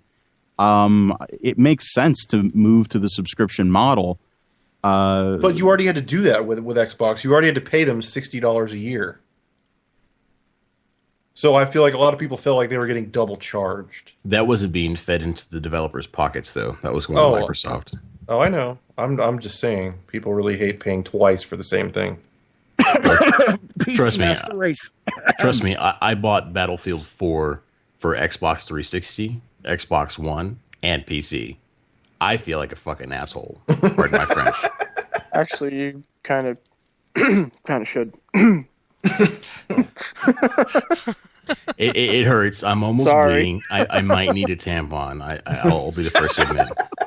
We're revoking your griefing privileges on GTA Online. No, we're not. Still spawning my tank, and I'm still going to kill some 14-year-old fictional Oh God!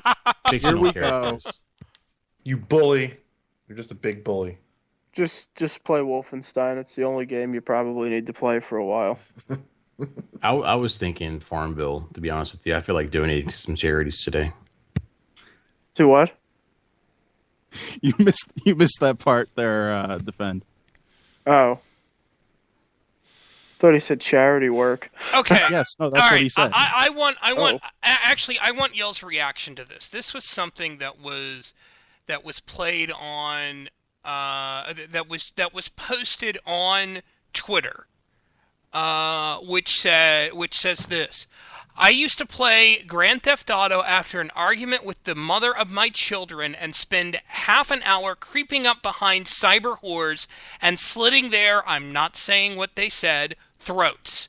It was mightily therapeutic and often ended in a glorious wank. Sounds British. Yeah, very British. Very British. Was that serious? Very, very communist, but also very British. That's just... I have no idea what to think about that. Except for that it just shows that sometimes...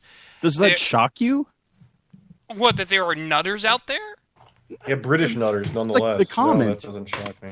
Nothing about that. We live in an era with BuzzFeed being a news source, and 4chan being the center of culture. This is not something that shocks me. It is so hard to shock or disgust a lot of people. I mean, we've become desensitized very, very, far in the past 10 years when it comes to this stuff. It's like, this is some jackass. Not only do I not think it's actually true, but I think it's meant to troll. It's a trolling statement. Yeah. And unfortunately, it also, people will grab that and go, see, this shows that video games cause people to be violent. Oh, yeah. Sure. But the way he wrote it made it sound like he wasn't even sneaking up behind like other people. He made it sound like he's going in the video game and sneaking up behind computer-generated women. Like, you know what? I didn't get that opinion at first. My first thought was this guy is just an a-hole. But actually, JD really is the expert on trolling, and I really think that he's right, that this was just someone trolling for, one of those, like, gotcha, see? Video games are evil. See, here's proof. It was trolling. Yeah. It's either that, it's not even necessarily for that reason, but it's for reactions. That's why these jackasses do this. And even I think to an extent, that to an extent, the mass murderers, the insane people out there, I think that there are a lot of them out there that are looking for attention. That's what it is. And we do James Holmes a favor every time that we say James Holmes on national television. I mean, here I'm not. He's probably not going to be gaining much notoriety here, because conservatives we talk about these guys the way that they're supposed to be talked about, as insane jackasses who are narcissists, all of this stuff. This last guy that shot up and stabbed, drove people over with his car and shot, was a narcissist. Yeah, I mean he thought so much of himself that it's just insane. These are insane narcissistic people. And to some extent, you have people out there who do the same sort of crap on the internet to elicit reactions. That's what it's about. I just got to troll Maddie Iglesias, and I feel really happy about this. Oh, all I see is you talking to Kata while we're doing a show. Like you can hit on her. It can wait. Just like, let's finish the show first. No, she was the one who posted it. But no, Maddie Iglesias tweeted. Every time I hear that name, I die a little on the inside. Yeah, well, no, and he deserves to be trolled for this. I always love the fact that Taylor calls him Maddie Iglesias instead of just Matt Iglesias. That always makes me laugh. He tweeted. He tweeted. Hope KD realizes this would be a lot easier if he came back home to the Eastern Conference. My reply to him, he's never played in the Eastern Conference. Wait. Are you insinuating that Matt Iglesias is wrong about something? Yes. Are you insinuating that he knows anything about sports? Or just anything about anything? Like anything? Except how to dress like a hipster doofus who should be punched in the face. Repeatedly. Yeah, repeatedly. Thank Here you. we go, perpetuating the whole violent gamers thing. Nice job, guys. I would like to invite Matty Iglesias to be on to Monster. That's awesome. Matt, since when the hell do you know anything of sports? Monster. Multitasking. Yes. Multitasking. And I'm griefing kids on GTA right now. How do you like that?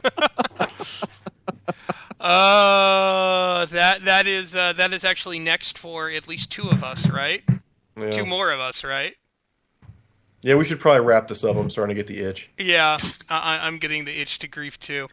All right, so first off, I know we went into overtime, so thank you for everyone to listening to the 3-hour version of Saturday Night Cigar Lounge. Sean Vinkman, where can we find you on Twitter? You can find me at Mr. Fopow, MRFOPOW. And you also have a show again eventually, right? Yes, I used to have a show. It is a former show that will hopefully happen again sometime soon. Okay. All right. JD, where can we find you? You can find me at freeradicalnetwork.com, Facebook.com/freeradicalnetwork, and on Twitter at NJ_libertarian. And I'm also waiting patiently for Mr. Fopow to regain his show. Victor? You can find me at Monster ATX. That is at Monster ATX. And I will be working, hopefully, with Mr. Fopow to bring back the show. I loved him and Tyler almost weekly. Did I get a chance to catch it? So, Sean, let's talk after the call and see what we can do to get your show back up and running. Sounds good. And Bill, where can we find you? I clean the men's room at Bryant Park on weekends. It's the #1 cleanest public bathroom in the entire state of New York. You do a really good job. I'll give you that. I would never actually go to New Jersey. I've seen pictures and it looks really good. Bryant Park is in New York. I don't go there either. Oh, okay. Good. Also at Defend Wall Street if you give a damn. All right. And you actually did a really good job covering all the craziness in Venezuela. Hugo Chavez is my homie. He turned into a bird and crapped on my shoulder once. Oh, they did one of those Tibetan sky burials, and now he's part of a bird. That's good stuff. I like that. Yeah, that's how the new president knew. That's how Nicolas Maduro knew he was destined to be president. He said a bird took a crap on his shoulder, and it looked like Hugo Chavez. Those Tibetan sky. Up. You can Google that. I'm not making it up either. You can Google Tibetan sky burials. They're getting more popular.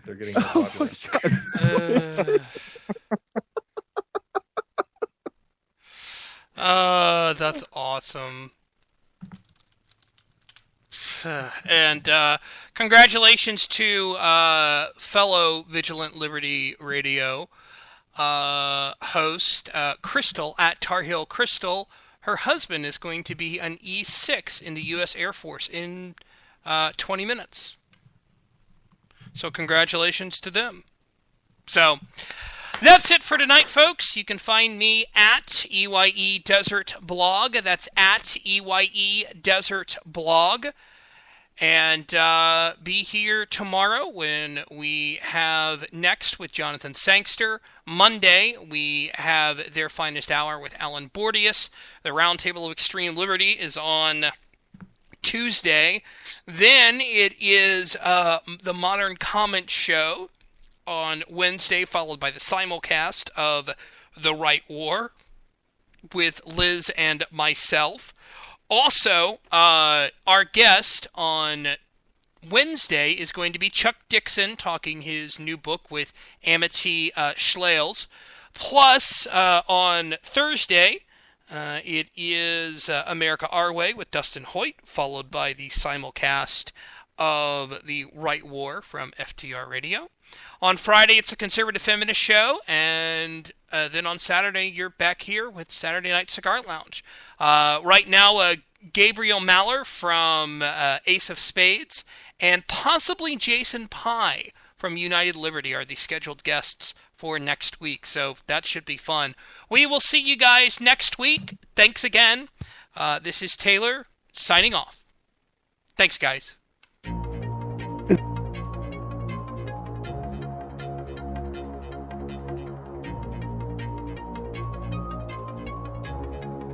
This show is copyright by VLR Media. All opinions of panelists and guests are their own and may not reflect the opinion of VLR Media, the host, or anyone else.